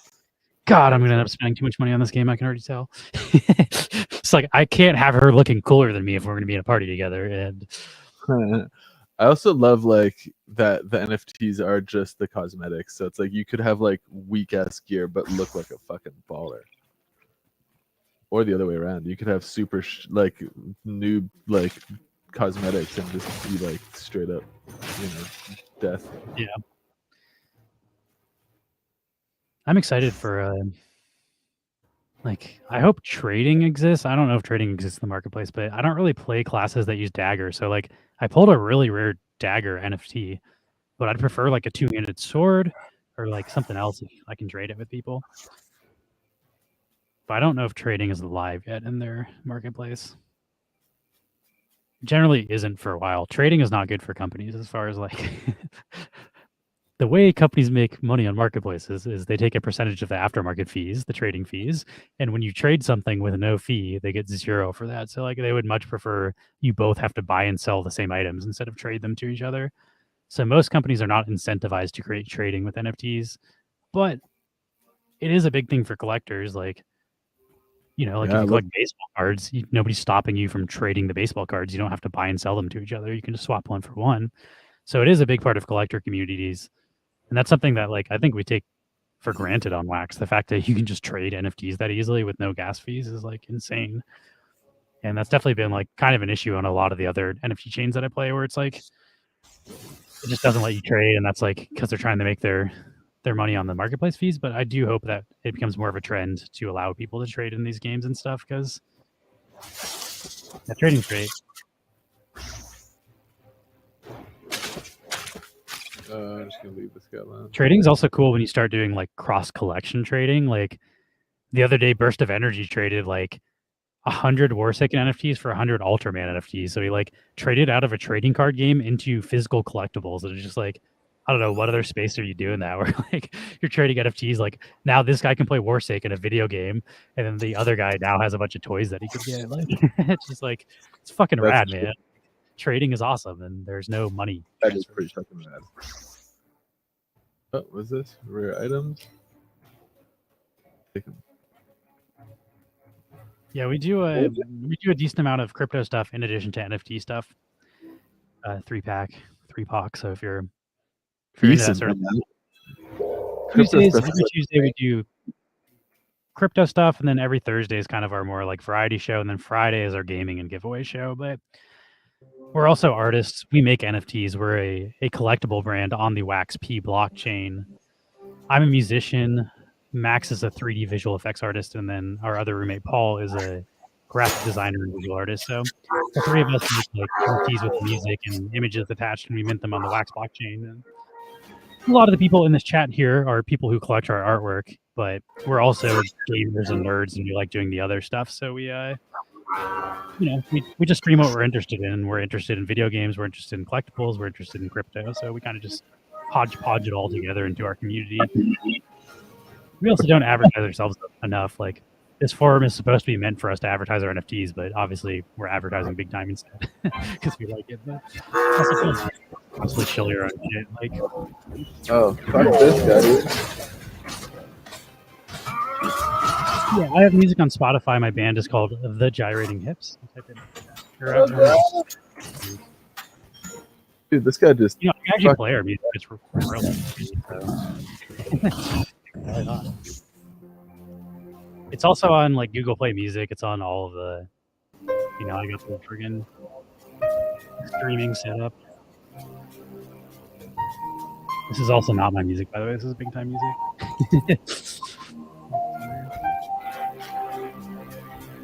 This is my Spotify. I haven't released music recently as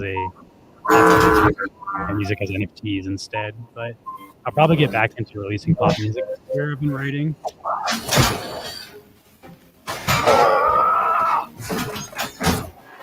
We also have music for all our songs, like YouTube stuff. Oh, what are these? What are these? That's the thing you put into your pocket watch. That's for a Chromancer. Ooh, dude, you could maybe trade that for me since I'm a Chromancer. I could probably use that in pocket watch. That's also why playing in a party rocks, because if you're playing together, Dude, what is this firestorm this guy's doing? He's fucking thankful. I think that's an area of effect. Don't want to be standing in that, but I could be wrong. It could also be your homie doing it. Oh god, get out! Oh, god. One thing I've learned from playing MMORPGs is you do not want to stand in area effects. If there's fire, move out of the fire. Holy crap.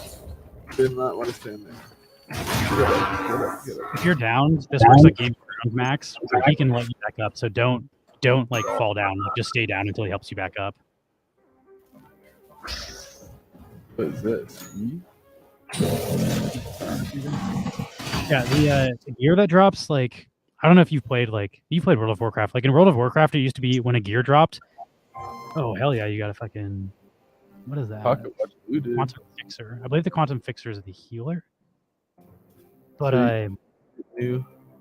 Oh shit, there's like shit over here too. I gotta get this stuff before timeout. yeah, when you play like World of Warcraft, when like a piece of legendary loot drops, you have to you only have 30 seconds to. You got to do this quick. I know, right? And that's why I was telling you I don't pick up stuff when people are running me through dungeons because this last part happens so quick. Like you just need your space. You got 11 seconds. What's that epic? What's the epic? What's the purple? Grab it! Oh, another purple. Oh, what's this one? No, inventory full. Oh, cool. I got another minute. Yeah, I was trying to say before I get interrupted by that, by my own ADHD, that like in World of Warcraft, if like an epic drops, you all have to roll for it. Like one piece of gear drops for all 5 people in your party. In this game, everybody's drops are unique. He cannot see those drops. See where it says R for share?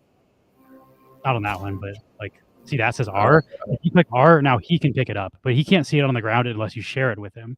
So everybody has their own loot. But what that means is, Maxie, you can pull like rare shit for my class, and I don't see it, and I can pull rare shit for your class. So if we're actually friends in real life, like, or if you're in the game, you can be like, hey, if anybody gets any cloth stuff, because I'm a mage, can you please swap it? I'll give you any of the plate stuff that drops for the warriors, and you can actually get like double the loot when you're playing with teammates. So like, eventually more loot if you're willing to swap with your homies. And as you see, you can't even carry all the stuff.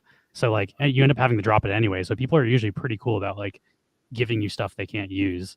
So it's definitely worth like talking in the chat, being like, hey guys, like I have a tier 0 wrists. So if you find any gloves that are from our class, like of any rarity, that's not the worst thing in the game, like hook me up. And then people will drop it on the ground when they find it. Okay, I'm getting into this. Now that you can party up, style. Cool. Diablo style is how people trade. You just drop it on the ground and then anybody can pick it up. So like anything in your inventory, pretty much, I think, unless there's some sort of bind down pickup that I don't know about, like there might be that, but otherwise you can just drop stuff on the ground and other people can pick it up. And actually this area that Max is about to go into generally has a bunch of mythic pocket watches on the ground. People just throw pocket watches that are like crazy good because the amount of time it takes to level them up is not worth the time in this because they're going to reset everything. So a lot of people just ditch the really rare pocket watches, I think. Yeah, usually if you go to this town, I just gotta talk to this. you talk to the main town is behind you. That's where like everybody hangs out, and that's generally where there's a bunch of loot on the ground too. The other thing I think is because everything's resetting. Like people are way more okay with giving away super rare loot because they know it's just going to reset anyway. Oh hell yeah, dude! Up to level 10. Let's go. So there you go. That's what it takes to get to level 10 and to beat the training. We did it live, baby. Well, you run into that town really quick. Just go straight. Left. Other way. Left. Left.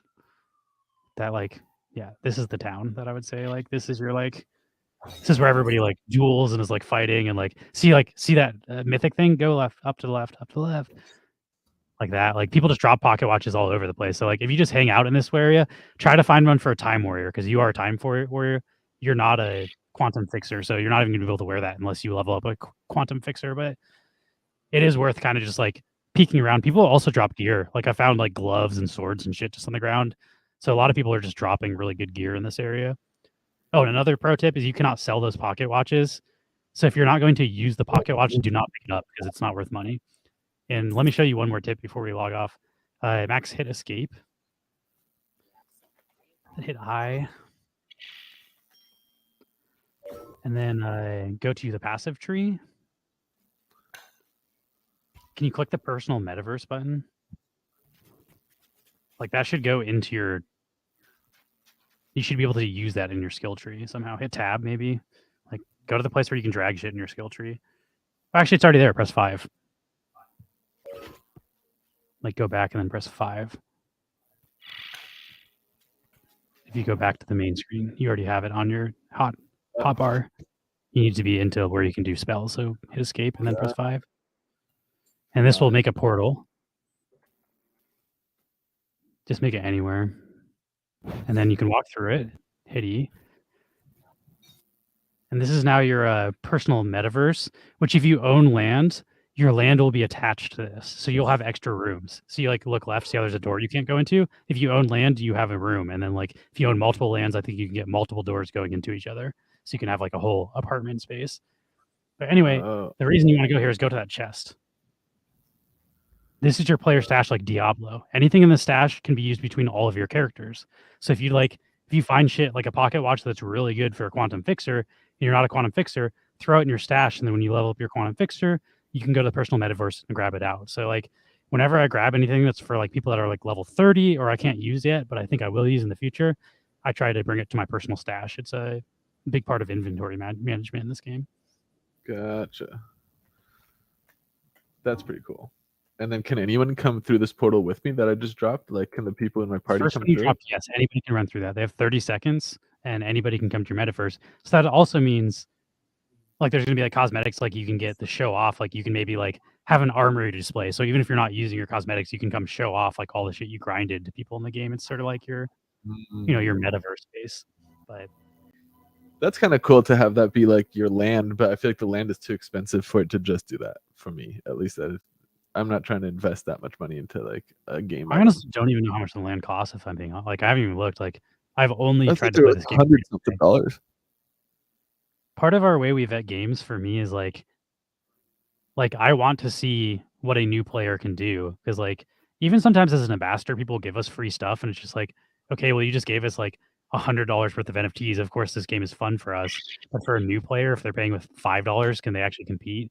So like a big part for me vetting games is like making sure new players can play it viably. Because if new players can't get in, it's unsustainable and the whales will lose. So like I'm still on the new player discovery phase of this game, and I'm like verifying that it's worth playing for people that don't invest money, and it very much is, which is why I'm more bullish on it now. First impression is pretty fucking solid. That was really fun. Like it wasn't like a drag to do that, even though it was a very long tutorial. And then once I got to the part where I could join people, like that person just came up to me when I was standing in front of the portal and was like, "Hey, party up, let's do this." And he walked me through it. It would take me way too long to beat that on my own. Oh, look at this. This is fucking cool too. I think this is a world of fan. Oh, what? That's level 50? I've never even seen something that high of a level. This is like a raid boss. Hell yeah, dude. Yeah, dude. Let's go. Nice, you melted it. Yeah. But also, like, how big of a difference is this from when you're playing on the Los Angeles server? Like, if you play this game on the Los Angeles server, you're like, this game's dead. It has no players. Like, it's thriving when you hop out of this server. So I do think, like, if I were big time, I would remove the number of servers they have. They have 6 servers in every time zone. There's not that many players. Like, the chance of you missing all the players by going on the wrong server is way too high right now. So I think they should cut down the amount of servers until the player base goes up. And then, like, when there's a need, because there's too many people to watch. And the servers as the player base expands. Don't like try to expand it so far and then like spread out the base too thin. That makes sense. The way some of these guys look is freaking wild. Yeah, that's why I'm like, I know I'm gonna end up spending money on cosmetics in this game because it's like they look so much cooler than when you have the vanilla stuff. I'm also gonna play a YouTube video, so taking your screen off, Max. I'm gonna play us out with some gyrating hips. And again, if anyone wants to hang out, hit us up in Discord. I can hook people with the Ruby passes. You will not get it until next Thursday at 8 p.m. But next Friday, you could potentially play with us if you would like a Ruby pass. So hit me up in Discord, PulseDog90.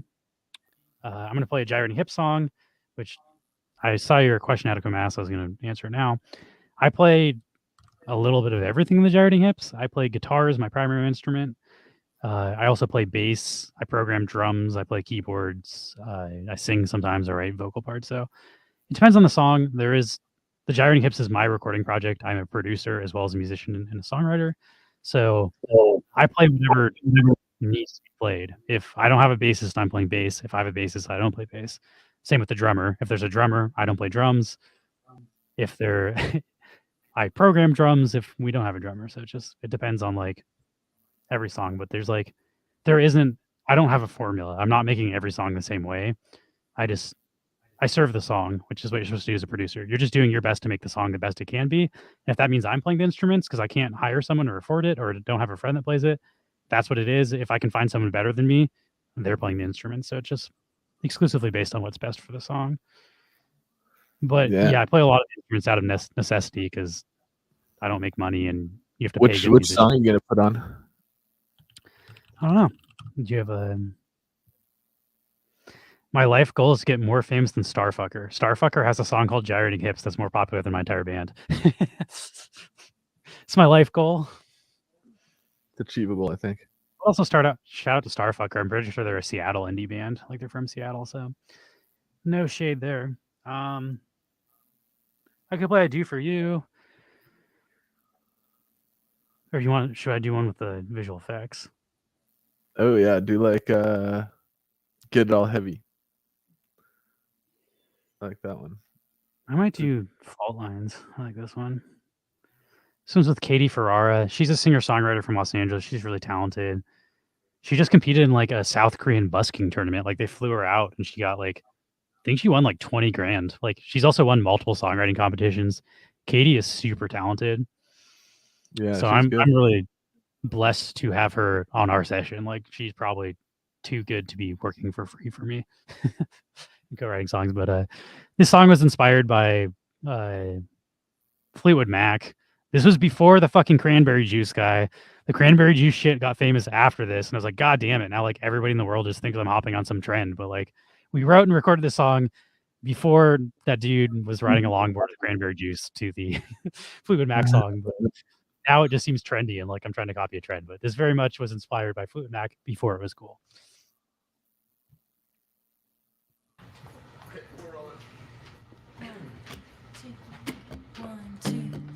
Yeah, you might see me walking around building this bad boy.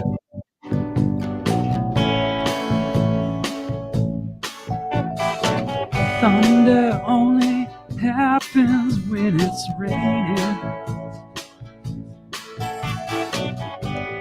Is it in my head? Lights flicker in the dark home bedroom. Vibrations from below. I'm also on guitar with the long hair in this song, and the guy in the red shirt to the left. What is love without the pillars of a foundation? When trouble cracks the surface, do we break open? It started as a cut that's There's me, long hair. Ground now is split into you. That's a bitter truth. My heart keeps shaking, my heart keeps breaking. Right to the floor, right to the floor. My heart keeps shaking, my heart keeps breaking. Right to the floor, right to the floor. I can see the. I guess if you want to know the songwriting process is, I wrote the chords, like all the harmony, and then I sent it to Katie. Katie writes the lyrics, and then we rearrange the chords based on how many lyrics she writes. And then I introduce the band, and they learn this song in the studio. So the drummer and the bassist are playing this for the first time, and Katie and I have practiced together prior. This is also live. Like this video, even though it has a mix on it, was recorded live in the studio. This is a live performance. It's not a music video. Right to the floor, right to the floor. My heart keeps shaking, my heart keeps breaking. Right to the floor, right to the floor. You know you left your mark. We're falling far apart. The scenes begin to Vibing in James the is back. rocking out. lines we drew from the love we shared.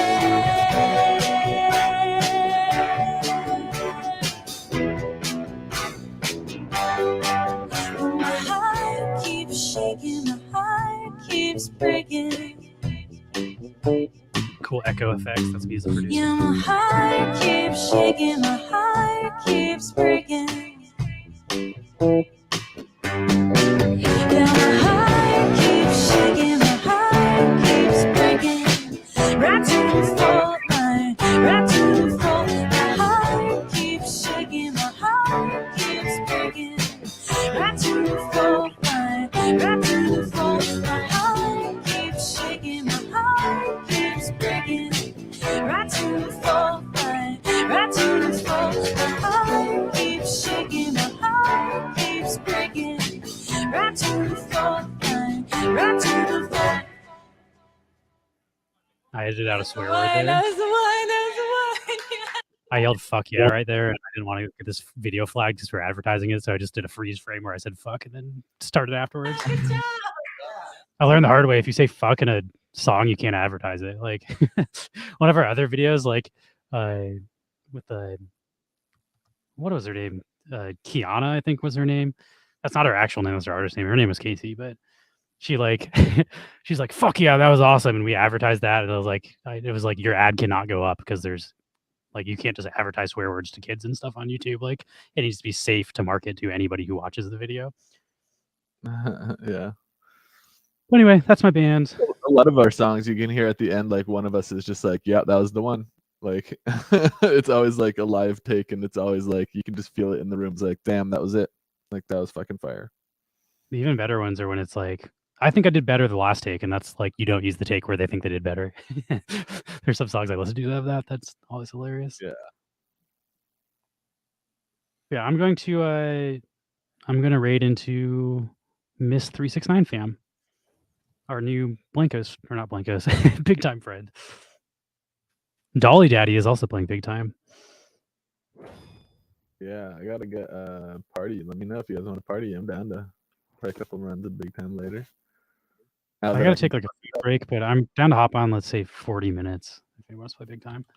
I also like that I have I'm like already level 10 now. Yeah, it doesn't take that long. That's what I was saying too. Like, it doesn't even really feel like a tutorial. You're kind of just playing the game. So like, saying it's a 3-hour tutorial, I feel like is like a little not. It's a 3-hour game before you can play with other people. All right, we're raiding into. It's like how long it takes to find the lightsaber in Knights of the Old Republic. If anyone wants to hang, hit us up in Discord. Otherwise, we will see you guys on Tuesday. Have a good weekend. Peace out. See you.